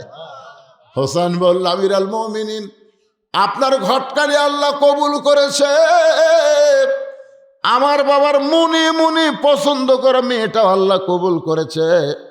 আমার বিবাহ করতে কোনো আপত্তি নেই। ওই মেয়েটার নাম হলো শাহের বানু। জোরে বলেন, মেয়েটার নাম কি? শাহের বানু। কারবালার ময়দানে যখন হোসেন রাদিয়াল্লাহকে হত্যা করার পরে দেহটা কারবালায় রেখে চলে যায়, আর মাথা নিয়ে যায় দামেস্কে এজিদের কাছে। এমন সময় এজিদের বাহিনীর 80টা ঘোড়া হোসাইন রাদিয়াল্লাহর দেহের উপরে চালনা করে। গোটা দেহ যখন ছিন্ন ভিন্ন হয়ে যায়, এমন সময় হোসেনের বউ শাহের বানু ওই দেহের কাছে দাঁড়িয়ে চোখের পানি নিয়ে বলে, স্বামী গো, বিবাহের পূর্বে আপনি 3 নম্বর প্রশ্ন করেছিলেন, বিয়ের পরে আমার সঙ্গী তোমার থাকতে হবে। আমি আপনার সঙ্গে ছিলাম কারবালার ময়দানে, আপনার সঙ্গে ছিলাম, কিন্তু আপনি এখন নাই, আপনি চলে গেছেন জান্নাতে। ওগো স্বামী, আমি দুনিয়াতেও আপনার সঙ্গে ছিলাম, জান্নাতের মধ্যেও আপনার সঙ্গে আমি থাকতে চাই। আজকের আলোচনার ভিতর দিয়ে যেই জিনিসগুলো আপনাদের বুঝাবার চাইছি, তার মধ্যে একটা আয়াত হলো, ইন্নাল্লাযীনা ক্বালু রাব্বুনাল্লাহু সুম্মা ইসতাকাম, নিশ্চয় যারা আল্লাহকে রব বলে স্বীকার করে, শত বিপদ আপদ মুসিবতের মধ্যেও যারা এর প্রতি অটল থাকবে, অবিচল থাকবে, নানা ধরনের কষ্ট আসবে দুনিয়ায়, এ কষ্টের মধ্যেও যারা আল্লাহ রাসূলকে ছাড়বে না, আল্লাহ বলেছেন, তাতানাজ্জালু আলাইহিমুল মালাইকা, তোমাদের জন্য আমি রহমতের ফেরেশতা নাজিল করে তোমাদেরকে খুশখবরি দেব। আল্লাহ তাখাফ, তোমাদের কোনো ভয় নাই, ওয়ালা তাহজান, তোমাদের কোনো চিন্তা নাই, ও আবশিরু বিল জান্নাহ, দুনিয়া ছাড়ার সঙ্গে সঙ্গে জান্নাতের 8টা দরজা আল্লাহ আমি তোমাদের জন্য খুলে দিব। ভাইজান, নানা ধরনের পরীক্ষা আসবে সামনে, কে কত বুঝ দিবে, কে কত দিবার চাবে, এটা দিবে সেটা দিবে, ঘর ভাঙ্গা ঘর চাঙ্গা করে দিবে, কিন্তু কোনো কথার দিকে আমরা যাব না।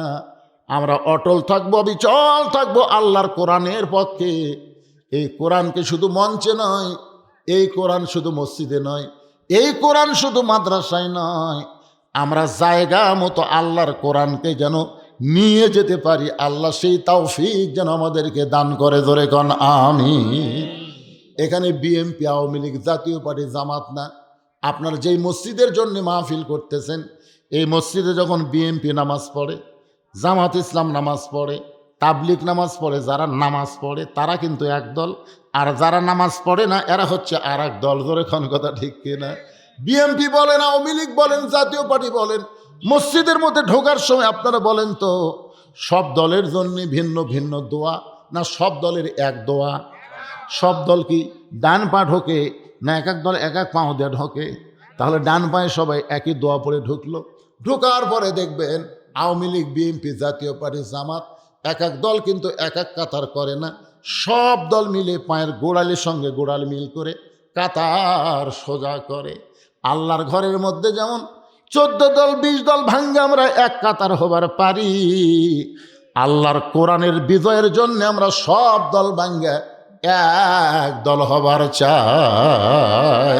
যেরকম ঠিক কিনা? আল কোরআনের আলো। আল্লাহ আমাদের দেখা কবুল করুক। সকলে বলে আল্লাহুম্মা আমিন। যিনি যেখানে দাঁড়িয়ে আছেন সবাই বসেন, ইস্তেগফার পড়েন। আস্তাগফিরুল্লাহ রব্বি মিন কুল্লি জামবি ওয়া তুবু ইলাই। আস্তাগফিরুল্লাহ রব্বি জি মিন কুল্লি জামবি ওয়া তুবু ইলাই। লা হাওলা ওয়া লা কুওয়াতা ইল্লা বিল্লাহিল আলিয়্যিল আযীম। আল্লাহুম্মা সাল্লি আলা মুহাম্মাদ, আল্লাহুম্মা বারিক আলা মুহাম্মাদ। সভাপতি সাহেব মোনাজাত করে দিন। আল্লাহুম্মা আমিন। আল্লাহুম্মা আনতাস সালাম ওয়া মিনকাস সালাম, তাবারাকতা ইয়া যাল জালালি ওয়াল ইকরাম। আল্লাহ, রাত 12:15 বাজে গেছে। গভীর রাতে তোমার হাজার হাজার বান্দা বান্দিদেরকে নিয়ে রহমতের দরজায় ফকির হয়ে দোকানে হাত তুলেছি। মেহেরবানি করে আজকের মাহফিল আমাদের সকলের হেদায়েতের জন্যে, নাজাতের জন্যে, জান্নাতের জন্যে কবুল করো। এই মাহফিলের শুরু থেকে শেষ পর্যন্ত যত আলোচনা হয়েছে আল্লাহ, এর মধ্যে যদি ত্রুটি হয়, ভুল হয়, মাফ করে দিও। এর যা হাদিয়া মঞ্জুর করো। সোনার মদিনায় নবী পাকের রওজা মোবারকে আল্লাহ তুমি কবুল করে নিও। তামাম আম্বিয়ায়ে কেরাম, আসহাবে কেরাম, তাবিঈন কেরাম, তাবা তাবিঈন কেরাম, তামাম পৃথিবীর মাটির নিচে যত মুমিন মুমিনাত শুয়ে আছে আল্লাহ, সকলের ওয়াফরে হাদিয়া কবুল করো। এই মন্দির ফকুর গোরস্থানে যত মুর্দা শুয়ে আছে আল্লাহ, সব কবরকে জান্নাতের টুকরা বানিয়ে দাও। আল্লাহ, আমরা যারা হাত তুলেছি, আমাদের জনম দুঃখনী মা যাদের কবরে চলে গেছে, আমাদের দরদের বাবা যাদের কবরের ঘরে, আল্লাহ মেহেরবানি করে মা বাবার কবরটাকে জান্নাতের টুকরা বানিয়ে দাও। আল্লাহ, তোমার যেই বান্দারা কষ্ট করে মেহনত করে হাজার হাজার টাকা খরচ করে আজকের জান্নাতের বাগান লাগাইছে, আল্লাহ তাদের সকলকেই তুমি জান্নাতি কবুল করো। আল্লাহ, যারা কষ্ট করে মেহনত করে এতগুলো মানুষের আয়োজনে তাবারক পাক করেছে, আল্লাহ তুমি তাদেরকে মাফ করো, কবুল করো। মসজিদ কমিটির সভাপতি, সেক্রেটারি, কেশিয়ার সদস্য, মাহফিলের সম্মানিত সভাপতি, প্রধান অতিথি, বিশেষ অতিথি, আল্লাহ হাদি সাহেব, মুরব্বী, যুবক, কচিকাচা, পর্দার অন্তরালের মা বোনেরা, আল্লাহ সকলকে তুমি কবুল করো। আল্লাহ, তোমার মাহফিল করতে গিয়া নগদে বাকিতে যারা দান করলো, আল্লাহ সব দানগুলোকে জান্নাতের বিনিময় হিসাবে কবুল করে নাও। আল্লাহ, মিলে মিশে মহব্বতে সবাইকে বসবাস করার তৌফিক দাও। যে কোরআন আমরা শুনলাম, সারা জীবন কোরআন শুধু শুনবো না, বাস্তবে বাংলার জমিনে আমরা কোরআন মোতাবেক যেন চলতে পারি, এমন একটা দৃশ্য আমাদের দেখার তৌফিক দিয়ে দাও। আল্লাহ, আমি গুনাহগার, আমি পাপিষ্ট বলে দোয়া ফিরাই দিয়েন না। এতগুলো মানুষের মধ্যে যার দুই কারাত পছন্দ হয়, সেই দুই হাতের ওসিলায় আজকের মাহফিলকে কবুল করে মৃত্যুর সময় আমাদের জবানে জারি করে দিবেন, লা ইলাহা ইল্লাল্লাহু মুহাম্মাদুর রাসূলুল্লাহ সাল্লাল্লাহু আলাইহি সাল্লাম। আসসালামু আলাইকুম ওয়া রাহমাতুল্লাহি ওয়া বারাকাতুহু। সম্মানিত উপস্থিতি, আপনার ধৈর্য সহকারে বসে যান। আমাদের কবরের যথেষ্ট ব্যবস্থা আছে, আপনারা কবর দাঁড়িয়ে কেউ যাবেন না। আপনারা একটু লাইন হয়ে নিজস্ব দায়িত্বে সবাই সারিবদ্ধভাবে বসে যান এবং ধৈর্য সহকারে কিছু অপেক্ষা করেন। কিছুক্ষণের মধ্যে আপনাদের সামনে তবারক পৌঁছে যাবে ইনশাআল্লাহ। যথেষ্ট তবারকের ব্যবস্থা আছে, কোনো পানি তাড়াতাড়ি করার কোনো অপশন নাই ইনশাআল্লাহ। আপনারা ধৈর্য সহকারে বসে যান। আর